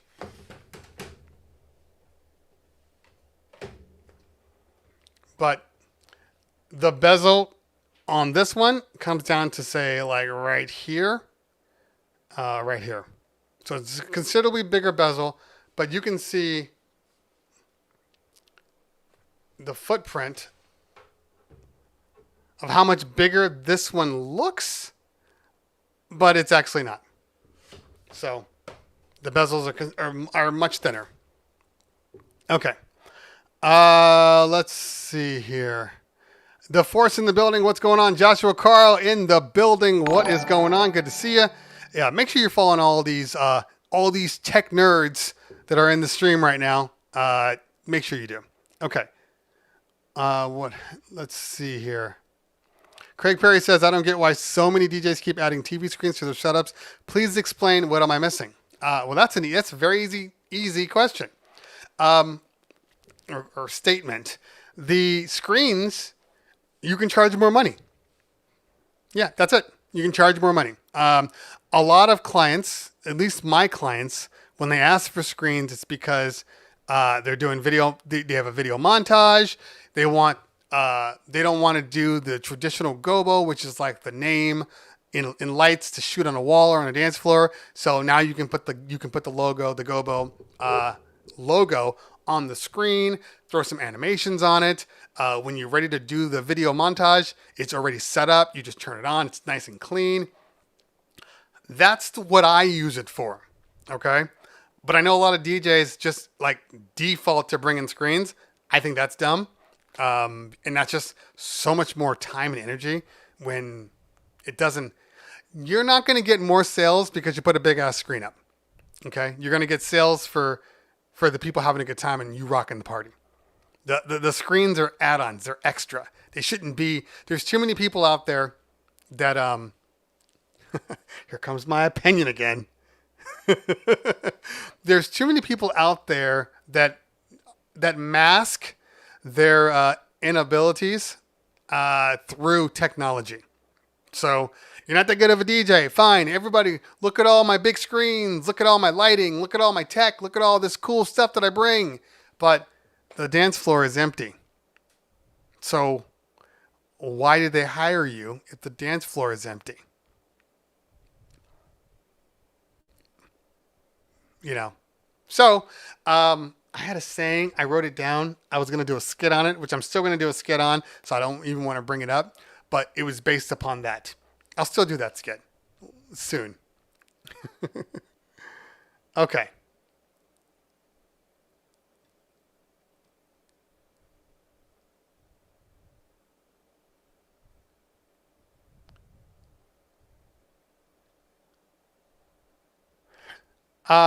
Yeah, this is true.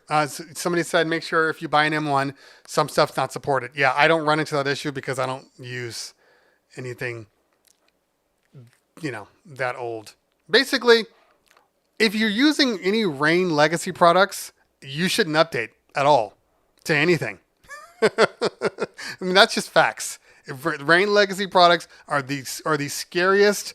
Rain and Newmark have the worst track record with new computers and new OSs. So if you have those, hey man, don't upgrade at all.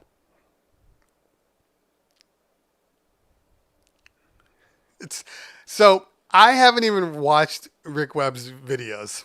So it is a coincidence because I didn't even know he did that. I have screens. I do, and when people want them, I sell them. But, okay, there are some people that are like a glutton for punishment. I think Rick Webb is one of those because, perfect example. And I would say this to Rick Webb's face. So this isn't me trying to talk bad about him. Just Teach One rated with 8 viewers. Hey man, thanks for hanging out today. Appreciate you, fam. Thanks for sticking around. And thanks for bringing your people. This is Wake Up in Cleveland. This is Tech Thursday. So we are talking about all things tech. If you have any questions about tech, you just throw the ask in the chat and then I'll try to answer them if possible. But that's what we're doing here.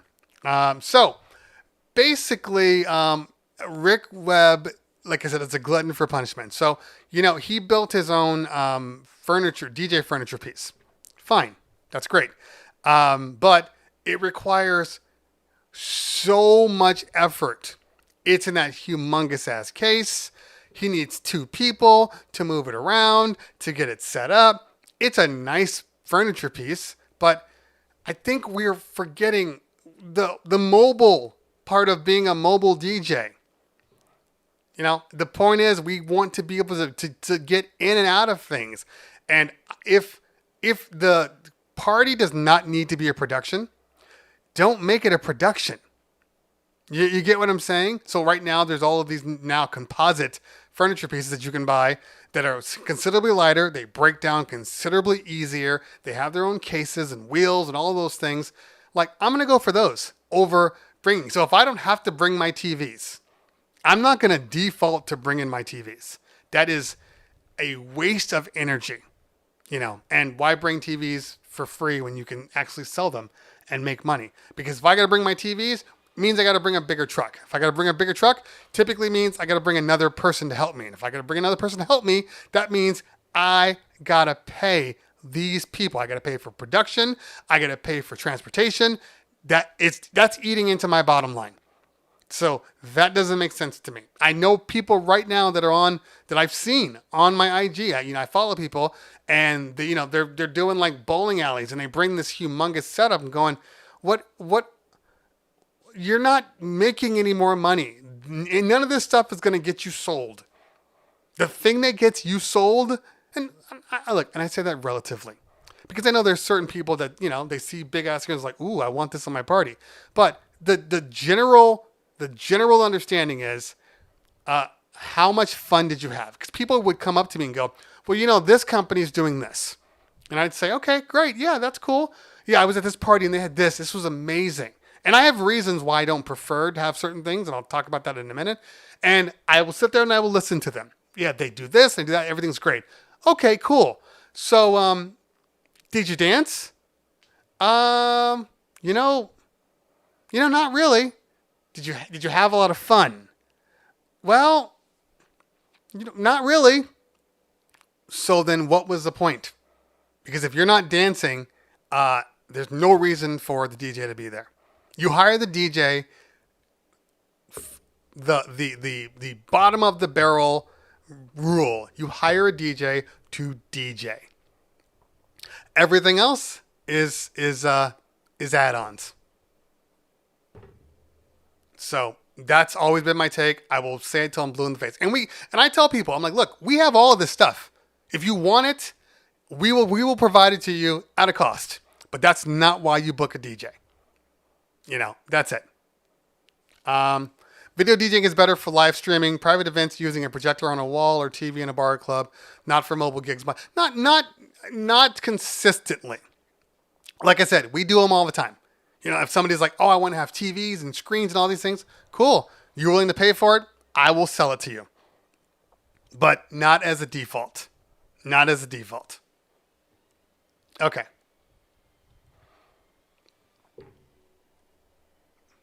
All right. The 4K short throw. Yeah, so we've been using 1080p short throws for the majority of time, just to save on space, because you don't need a lot of area to run a short throw projector. But yeah, I haven't gone 4K. And the reason why I haven't gone 4K is because for my clients, it's not going to change the visuals. You still have to put it on the screen. People are still miles away in some cases. 1080p has been fine, and I can't even get people right now to not send me raw 1080p files. Like, they're like, okay, here's the upload, and you go to download it, and it's like 6 gigs, and you're like, guys, it's a 10-minute montage. It does not need to be 6 gigs. Please, recompress it.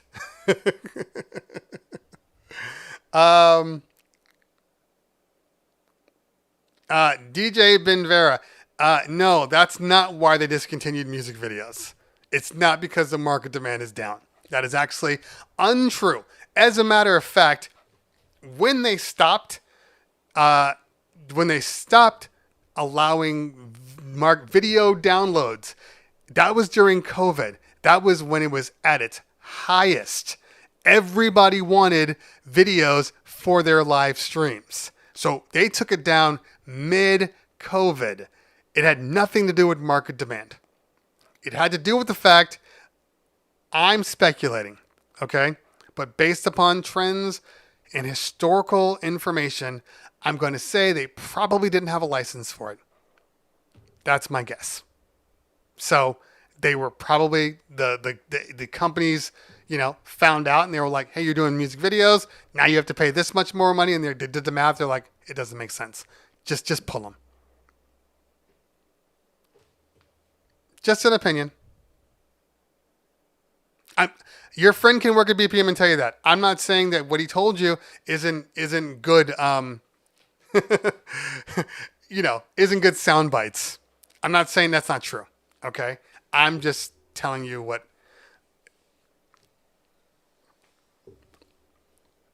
The market demand was huge during COVID.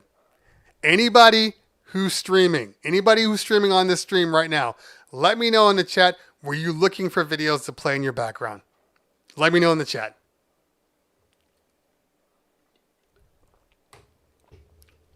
And when the whole world is on quarantine, the market itself is fine.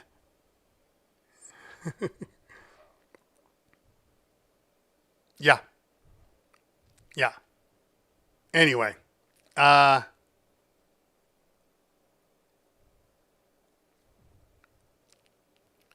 Let's see. A man from Eric says, used to work at BET Rap City and have extensive hip hop knowledge. Just getting my DJ practice on. Got a favorite DJ lesson spot on YouTube. I don't. Because the only thing I'm looking at if I'm looking at DJ lessons is scratching, but not mixing. I've been mixing forever. So I know somebody asked me have I ever thought about doing some mixing sessions. You know what? I'll think about it. It requires a lot of time to do those because you really want to do them right. But yeah, maybe I'll start a little playlist. That'd be kind of cool. Yeah. Okay.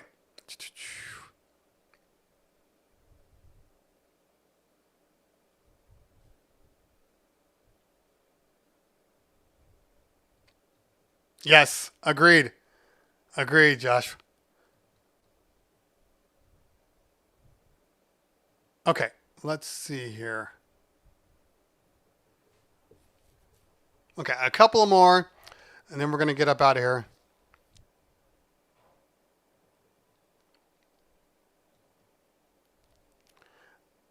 So, Craig, you're right about this. Yeah, too many companies are trying to do it all. And we've always straddled, okay? And my partner and I go back and forth about what we should be doing and, how much stuff we should have. And I am of the mindset that you need to be DJ first and have the add-ons next. So we've come to like a compromise, but basically is, look, everything we do, everything we sell that goes on top of our DJ packages does not go against our ability to run a great party. So, yeah, we have TVs. Fine. We have a photo booth. Fine. But we have a photo booth for our operator. So when we're ready to do things, our operator shuts it down. We don't have to argue with the photo booth person to shut down the stream because we need to do an opening dance set or a grand entrance or whatever. So, these things, but we don't do things like, like we do a lot of barn bat mitzvahs. That's like 98% of our business. We don't do games and, let's bring a basketball pop-a shot in and let's bring a casino for gambling. All those things are like party kryptonite. All of them. You bring a casino into a party, you're pretty much telling the DJ you don't really care that they're there. Because that casino is going to take over. All the dudes are going to be at the casino. You can go after the women. Fine. Yeah. So, but see, you're saying DJ lessons, Rob Swift and what's his face? Those are scratch lessons. Those aren't DJ lessons. So they're two different things. They're not one and the same. So I think he's asking for more like that kind of stuff, proper blending, all of those things. And that's a little harder to find, Crossfader typically does some good mixing, even though they typically do a lot of house stuff. But their mixing is solid. Crossfader does. Carlo Antonita, he does some great stuff too. Again, maybe stuff that you're not necessarily listening to, but the mixing is solid.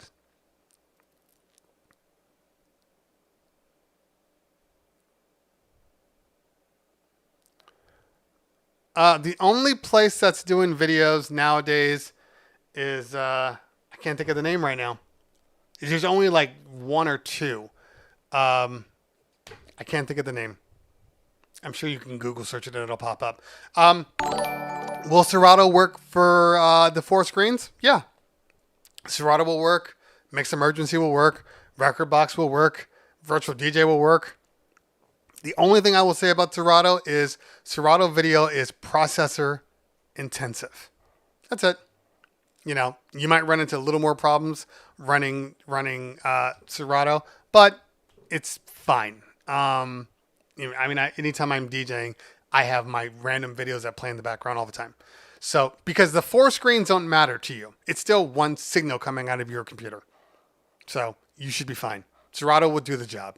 A lot of people discount Serato. Serato actually has some pretty good things in it. It is what it is. Darth Vader in the building. What's going on, man? Had to step away for a moment. I am helping. Stop moving. I am helping out a church upgrade their video system, and I'm fearing that they got the A10 Mini rather than the A10 Mini Pro. The A10 Mini Pro is going to be a little easier to use, but there's nothing wrong with the A10 Mini. Because the A10 Mini and the A10 Mini, so there's the A10 Mini, the A10 Mini Pro, and the only difference between the Pro and the Mini is that on the Mini, you have to send that signal through like an OBS in order to stream. The Pro allows you to stream. That's really the difference. And it allows you to record locally to a thumb drive right into the Pro. The ISO allows you to record the files, the channels, separately. So it depends on what you're doing. The A10 Mini will be fine, but you're going to need another program. Okay.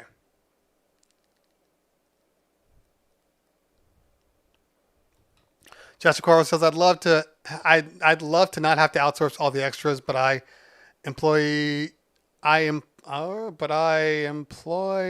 Terry's DJ first ideology, but I've watched a lot more money pass on me too.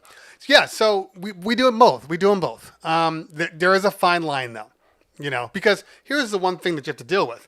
Well, I mean, I guess if you're a one man, it's a little different than a multi-op. See, because I'm a multi-op, I have to consider which people are going out for that party, you know, and which people are TLM too. TLM's a good example of local, of like classic hip hop mixing. Yes, definitely DJ TLM. He has a stream on here every Tuesday he streams on Twitch. So check it out. And he streams on YouTube under his other channel's name, which I don't know. So basically, I have to deal with that fact that, okay, if I'm sending all this stuff to this other DJ, you know, is he going to be able to do it? Is his computer even have enough power to do these things? So there's a lot of issues. If it's just you, you know, you have a lot more say. I mean, hire a roadie. Hire somebody, you know, hire a DJ that's not working that weekend that wants to earn a little extra money. You know, put them in charge of it. You know, there's a lot of ways to get around that. But if you try to do too much, you're going to end up, I mean, we do lighting too. We do, but it's few and far between. Thanks, Darth Vader, for my great and informed opinion. Okay. DJ Audio 1 in the building. What's going on, fam? Good to see you. Good to see you. Thanks for hanging out today. Yeah, we're gonna do a couple more because I need to eat. I never eat before these shows, but I need to eat, and I have clients to call. That is the joy of my church wants a $3,000 video camera and only streams on Vimeo. Hey, Vimeo does 4K. They have I mean Vimeo is known for high quality content, so I can see how they would think they would need that. But yeah, 3K. What do they want? What do they want? The Sony A7S III. Okay. Couple more here. Couple more.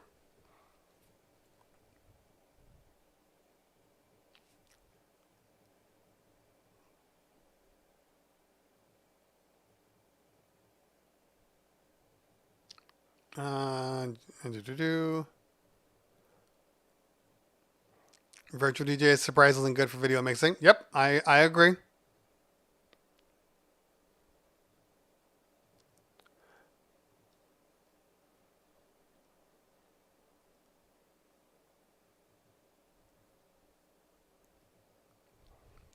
Okay, let's see what else.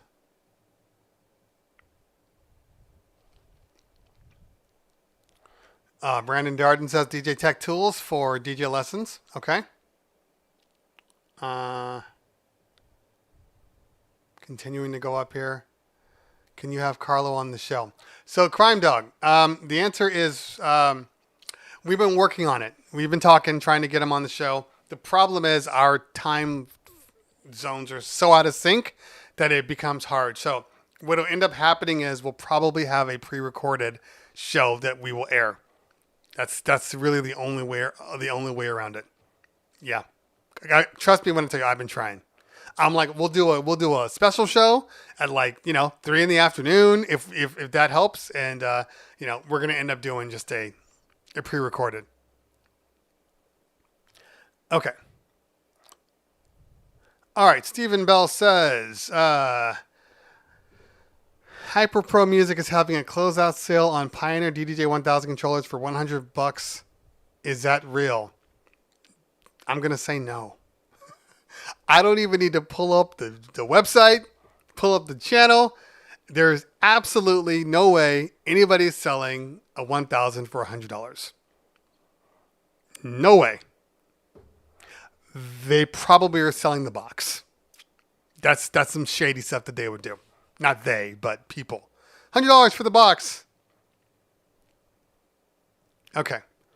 All right. Is it just me, or when holding down the platter to the PLX, the tempo doesn't budge until release? Is that normal? Are we talking about the PLX turntables from Pioneer? Like the PLX 1000s? Is that what we're talking about? Because if we're talking about that, the tempo will never change on turntables because they're analog. So when you hold it down, it's going to wait until it receives a signal in order for it to say, "Oh, you really meant this." But that's the whole point of analog. There's more control, and there's also more work that has to be done on your end to keep everything in sync. Okay. Mr. Demand with the 100 bits. Thank you so much. Appreciate that, fam. All right. You're going to be a DDJ 100. The PTZ cameras. Yeah, I can understand that. A lot of people go with the PTZs. A lot of people. All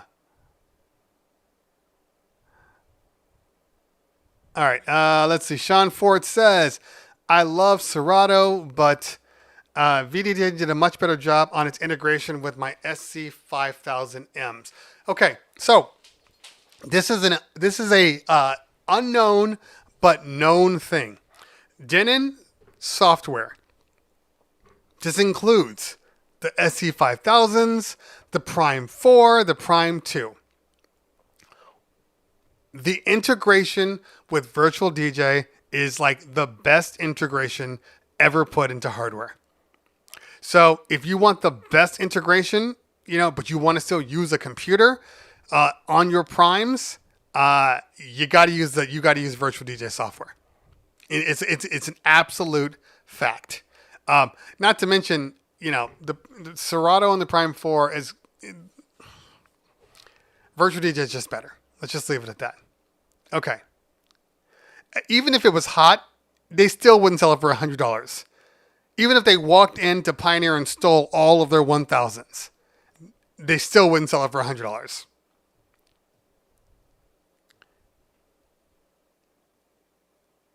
Okay.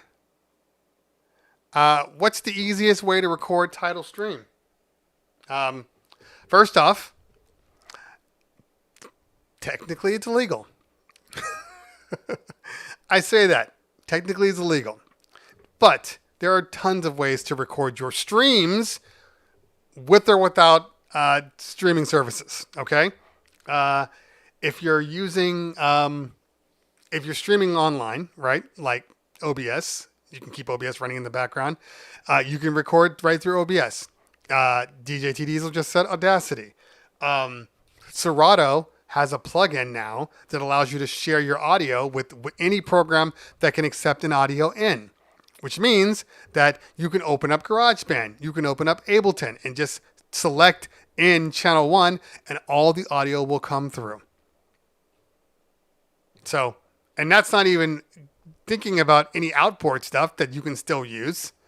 There's still tons of, digital audio converters, that go through your RCAs. So there's lots of things to record your DJing. Not necessarily your streams, but to record your DJing without any outside interference. Oh, man. Okay. It's probably from Wish. Okay. All right. A couple more. Virtual DJ has mappings for everything. This is true.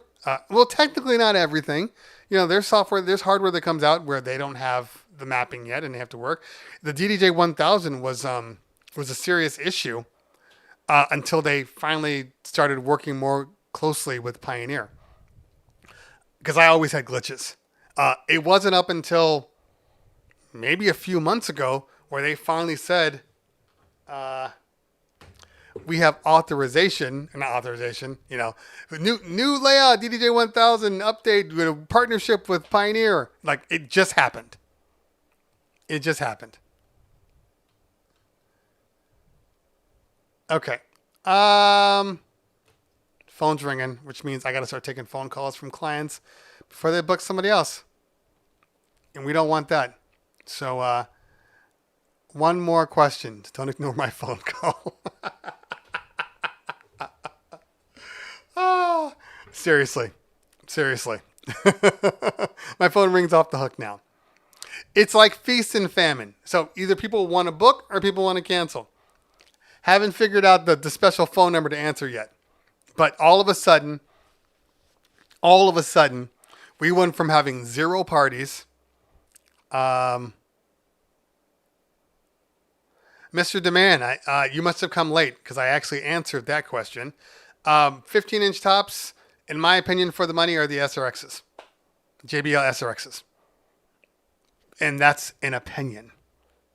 But yes, I would throw SRXs against any speaker out there. Any speaker. But yeah, so I went from having nothing to, 2 parties a weekend, 3 parties on a Saturday night. I'm a multi-op, so that's why I do more. Until this weekend we have 5 on Saturday. The next weekend we have 6. November 6th, for whatever reason, there's 8 bar mitzvahs. It's insane. It's absolutely insane. Mojack's in the building. What's going on, fam? Good to see you. Is it a wood cabinet for the SRXs? I believe so. All I know is they are super heavy. The one thing about the SRXs that I can't stand, they are super, super heavy speakers. I mean, legitimately, when I pick them up, I cry. I'm sad every time I have to pick them up. Which is why I go through, the Bose systems and all these things to avoid it. So, I have a number. I have hydraulic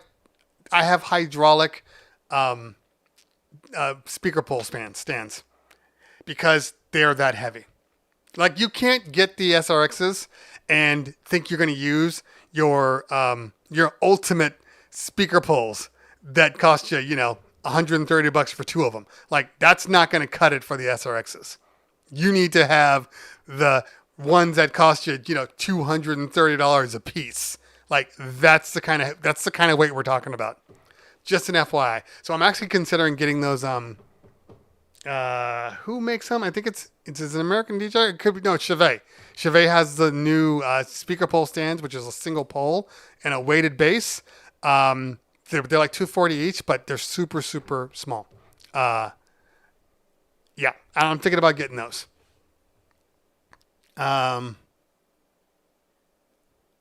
Okay.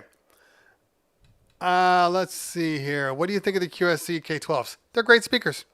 They're great speakers.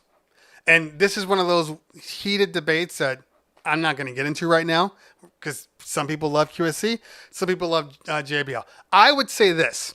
I think the SRX powered speaker was like a direct middle finger to the whole QSC debate. I honestly believe that because I think before those speakers, the argument was QSC had a better sound. Had the better sound. QSC.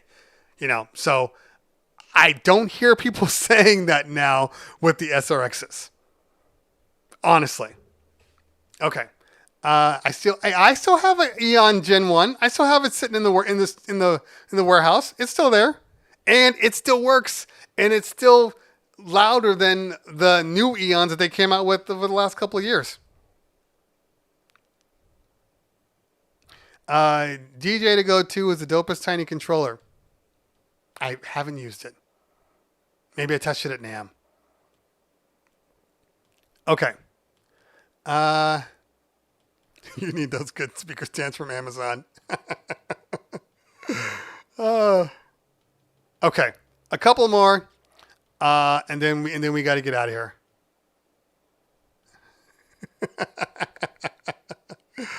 This is what happens when you go longer than expected. Everybody starts to just kind of pop in. All right. Last couple of questions. What's for lunch? That's a very good question, Darth Fader. What am I gonna make? I usually go easy for lunch and like have a salad. I'll probably have a salad with like some pepper turkey. I'm trying to get out of the COVID-19. So I've been running with my dog. You know how much weight you've gained and how much quarantine has impacted you when even your dog it put on pounds. We took our dog to the vet and they're like, so he's like 20 pounds heavier than he was the last checkup. So now my dog and I are running again and we're just shedding weight, trying to get that ripped winter body that everybody loves. So yeah, I'm probably going to do a salad. I'm getting rid of the COVID-19. I'm getting rid of it. It's a real thing. Tell me I'm wrong. Get on the scale. Tell me you didn't gain 19 pounds. Okay. All right.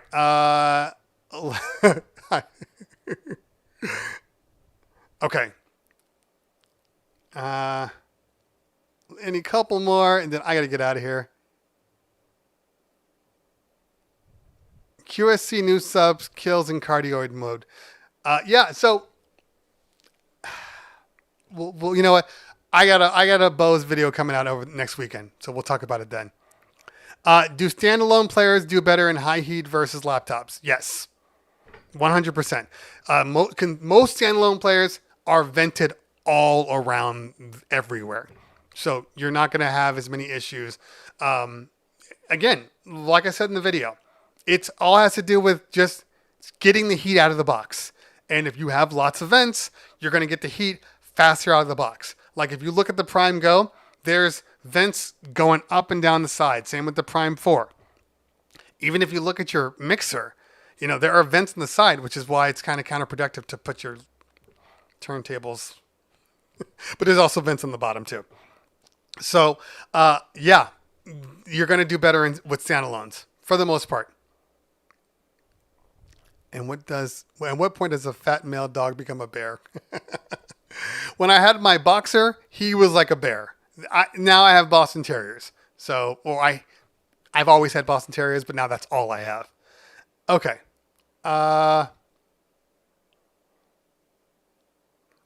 From the speakers you use, which was the loudest? Don't know. I don't rock decibel meters like that. I want the one that sounds the best, not the loudest. because speakers can get loud and sound like crap. Don't forget to check those Dave speakers out. You know what? Mojax is in here. Why don't we ask Mojax to check the Dave speakers out? So they're talking about the LD Dave speakers. It's $600. It comes with 2 highs and a sub for $600. I said I don't need to even listen to them to know that they're probably crappy. What are your thoughts, Mojax? Mighty Rel in the building. What's going on, fam? Good to see you. Always air out of your box. T Diesel's got jokes today. Pixel tubes from Astera. Haven't used them. Pioneer S9 or Rain 72. Depends on you. Depends on what you're trying to do. They're both great mixers.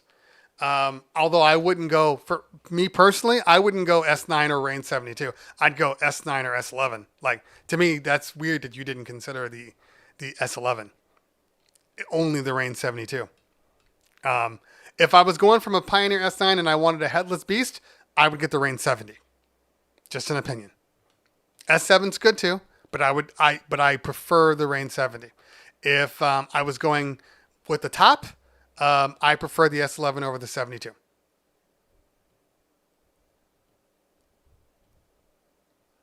Excellent job, man. Gain 24, loss 42. There you go. And if Audio One can do it, after suffering a stroke, there's no excuse for any of you people. What do you mean, you people? I know it's coming.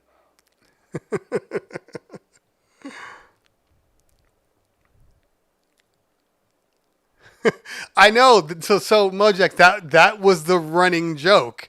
Actually, Mojax hasn't answered. You said that. Okay. Made by the same people who do the 100 DDT.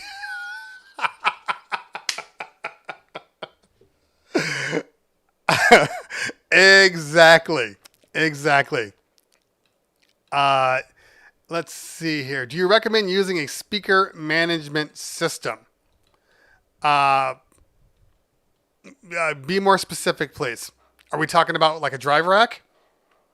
We talked about that too. Drive racks are excellent hardware to use to balance out your system. But it just depends. I don't think you need a drive rack in every situation. Ask, is that on-stage pop filter for your Rode pod mic? No, it is not. This is it's not even on stage. I had to buy this. I'll have to look, man. You have to ask me on the next Tech Thursday or whisper me. I got to find out where I bought it from. I didn't like, Mojax knows. So when I first bought the pod mic, it comes with this humongous, pop filter. It's too much for me. I like people to see my beautiful face. So I ended up finding this one. And I can't remember what it's called, but it's not. It's actually, it wasn't like, because you could buy, there was another one, it could have been the Newman. I can't remember exactly that had these, but then I found this one for cheaper. It was like $50. So I bought that one. How much do you get for a private 3-hour event? DJ Mac, that is not something that we can discuss and have it make sense because I am not you. So pricing is going to be completely different from what I charge versus what you charge. So it's not something I can even talk about in all honesty. I've been doing this for a long time. My reputation as a DJ, locally, my reputation, my company's reputation can demand a higher rate. I don't know what yours is, so I can't tell you. I can tell you this. Most people, I can't, it's not really something I can say, honestly. I can't even say it. It depends on the situation, depends on what you're DJing, depends on if it's a full-scale event versus you playing in a backyard of somebody's house. There's so many like variables here that I can't even begin to tell you what it is. Have you been using the Smooth Echo regularly? Yeah, I do. Yeah. I mean, it's a part of everything. It's a part of everything.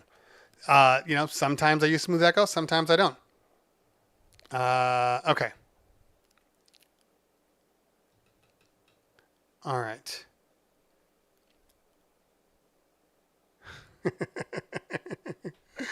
Yeah, I mean, it's a hard one. The only thing I will say is this: no matter what you charge for your rate, have a minimum. That's it. Have a minimum for what will get you out of your house, and that minimum might change depending on if it's a private event versus if it's a club event and you're DJing at a club and they have everything. You're DJing for an hour. Have a minimum that works. That way you don't have to negotiate as hard. So I have a minimum like, okay, if it's 1 hour, if it's 2 hour, you're still paying me this minimum, and then after that, you still pay me the extra, but there is a minimum of X amount of dollars no matter what.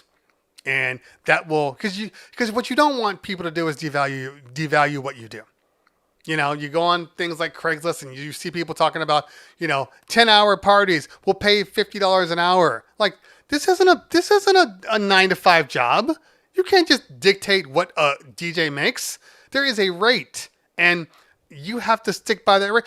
I've had some people talk about like, oh yeah, I'll pay you $20 an hour. Really? Because I work at McDonald's? No, it's more than just you pushing buttons. You are a DJ. You are a DJ.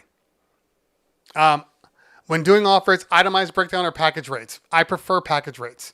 I prefer to give people the basics of what I believe that they typically ask for, and then you can work on itemizing no matter what. Like those packages should never be set in stone. You should always be able to customize your packages. But I put in what I think most people want. And typically speaking, it is what most people want, and they just book that package. But some people will say, oh, you know what? It's too much stuff. I don't need all this stuff. And I'm like, okay, well, let's talk about what you need and what you don't need. All of these little things. And then I work from there. Yeah, that's just me, though. Because anytime you itemize, that's typically when they nitpick you. So it's better to put it in a package, and then you don't have to deal with that nitpicking. Now if they want to talk about add-ons, all the prices are there. So they know what the prices cost to add on. Okay. All right.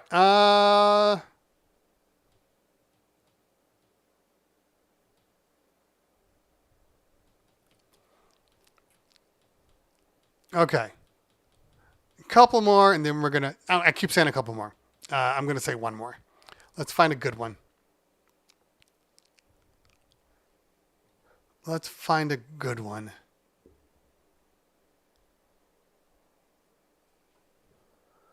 All additional stuff past getting me there is a la carte. I get that. I mean, I'm assuming when you say getting you there, you're talking about you as a DJ. So you're saying you as a DJ or you as a DJ with a sound system? And maybe your lighting is a la carte and everything else. But are you talking about... how to donate? If you're on the YouTube side, you can do a super chat. You should be able to see the super chat, and you can send money that way, Stephen. Yeah, I get that. That makes sense. Yeah. I mean, typically speaking, I stopped telling people that I stopped not having lights in there because people always ask for lights anyway. So I just put the lights in. So I have a small amount of lighting. And then the small sound system, which is typically speaking, and I know I've changed it to the Bose, but like typically speaking, it's 2 highs and a sub for a small event. And then after that, depending on the size, it all factors in because there's transportation costs. There's all these little things that factor in. Okay.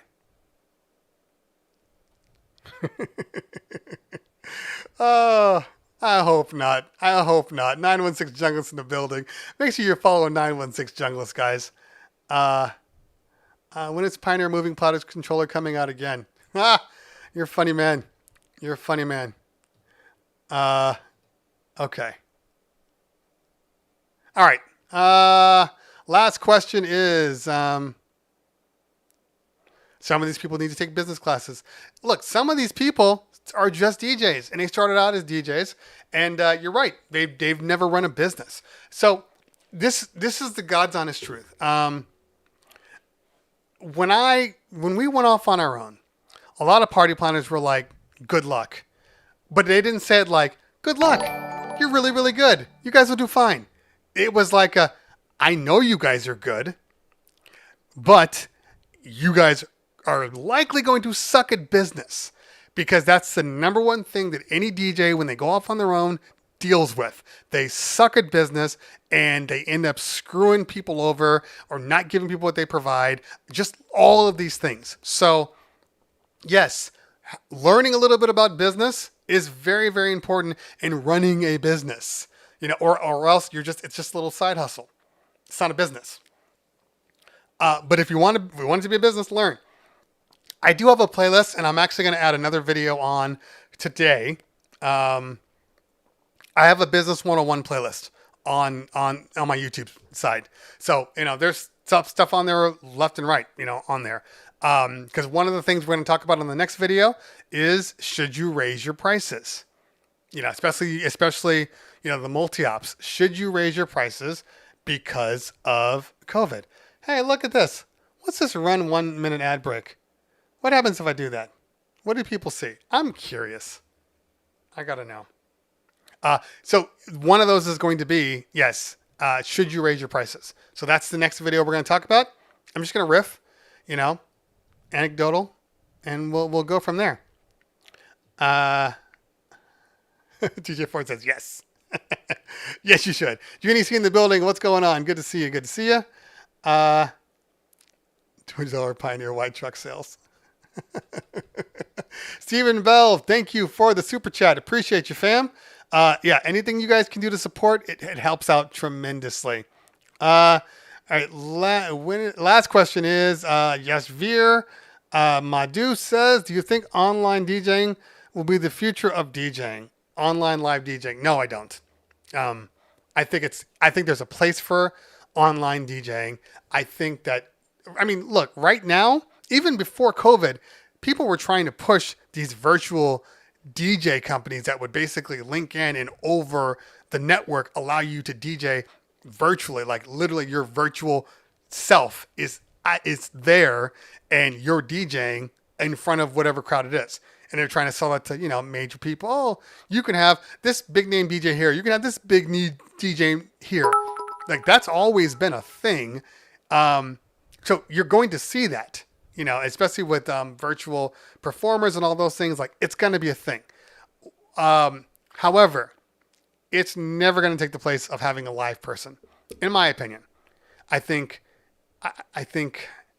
being someplace live is important. It's harder to read a crowd's energy just by looking at a screen than it is by being there.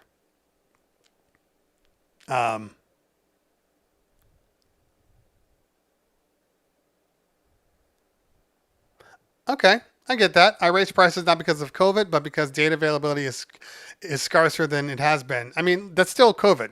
It's not necessarily because of COVID, but COVID created this demand. So, we're kind of saying the same thing. Eric with the bits, thank you so much. Appreciate you. Let's see what else we got here. Oh, I missed what Audio 1 said. If you're on a sub, you get a commercial or pull. Well, let's see.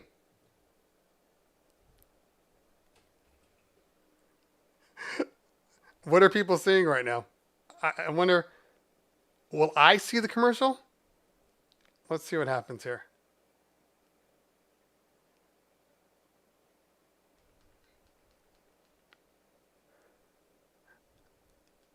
Why does it say I have one viewer? What are people seeing right now? Okay, there we go.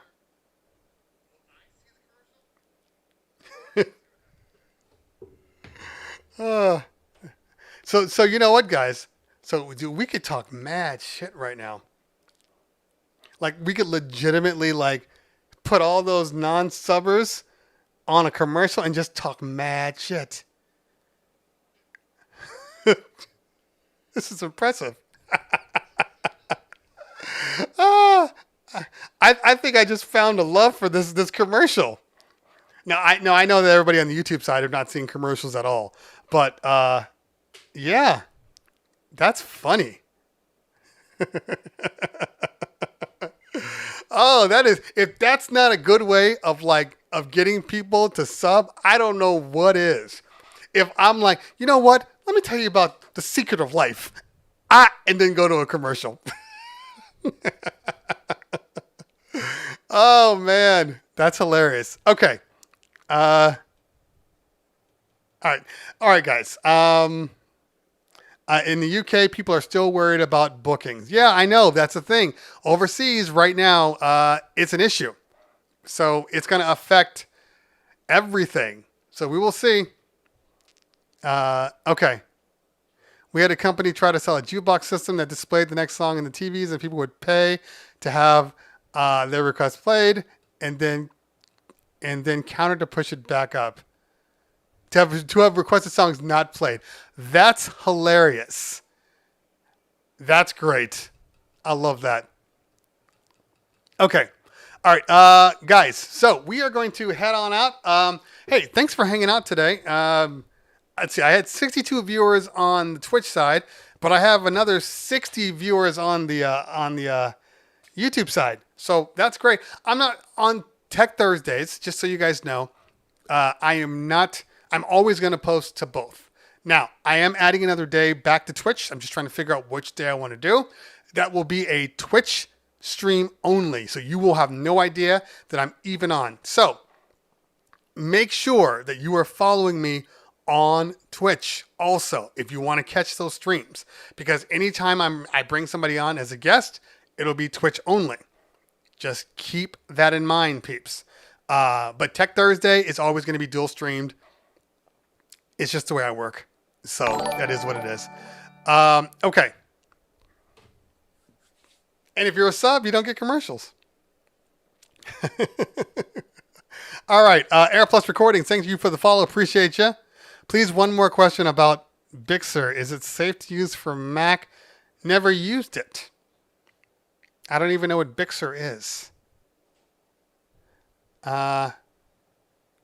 Yeah. So right now, just in case you guys were wondering, it's hard for bookings.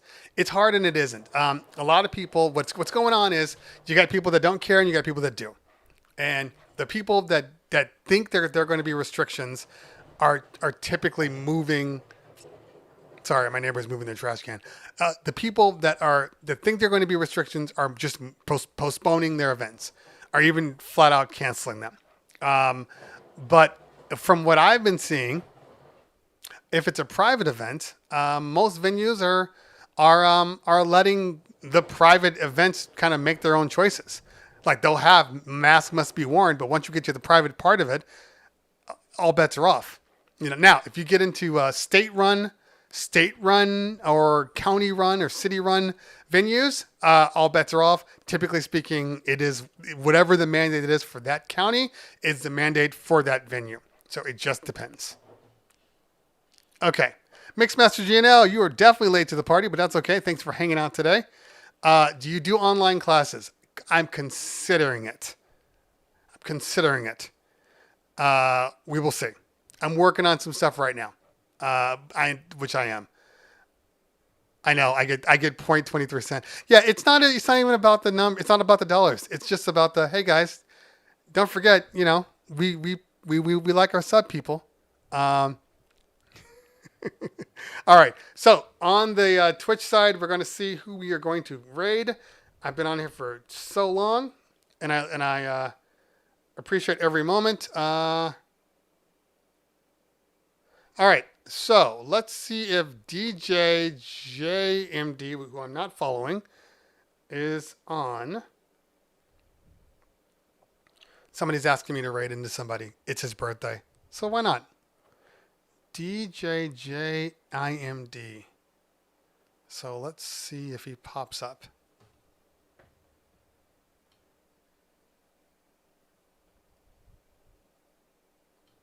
DJJIMD. Oh, there he is. All right, we'll set this raid up. I'm cool with that. All right. So as we're setting up this raid, DJ RTX, what's going on? Good to see you.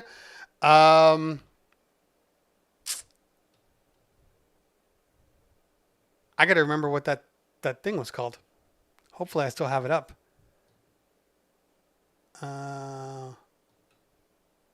What was it called? I have to go to my history to remember what. Oh, I remember now. Okay, gotcha. All right, so thanks guys for hanging out today. I got a couple more videos coming out this week. Hopefully, I'll have a video coming out tonight. I will have a video coming out maybe Friday, and I work this weekend, and then I'm going to be going to Scam Fest on Sunday and Monday. I was supposed to be going to Vegas, but things have changed, so now I'm going Sunday and Monday to Scam Fest. So we'll see how that goes. All right, guys. Let's get this raid going right now. I'm seeing raid Sujit Fest. Kind of. All right, guys. I will see you soon. Enjoy the rest of your day. Peace out. Have a good time.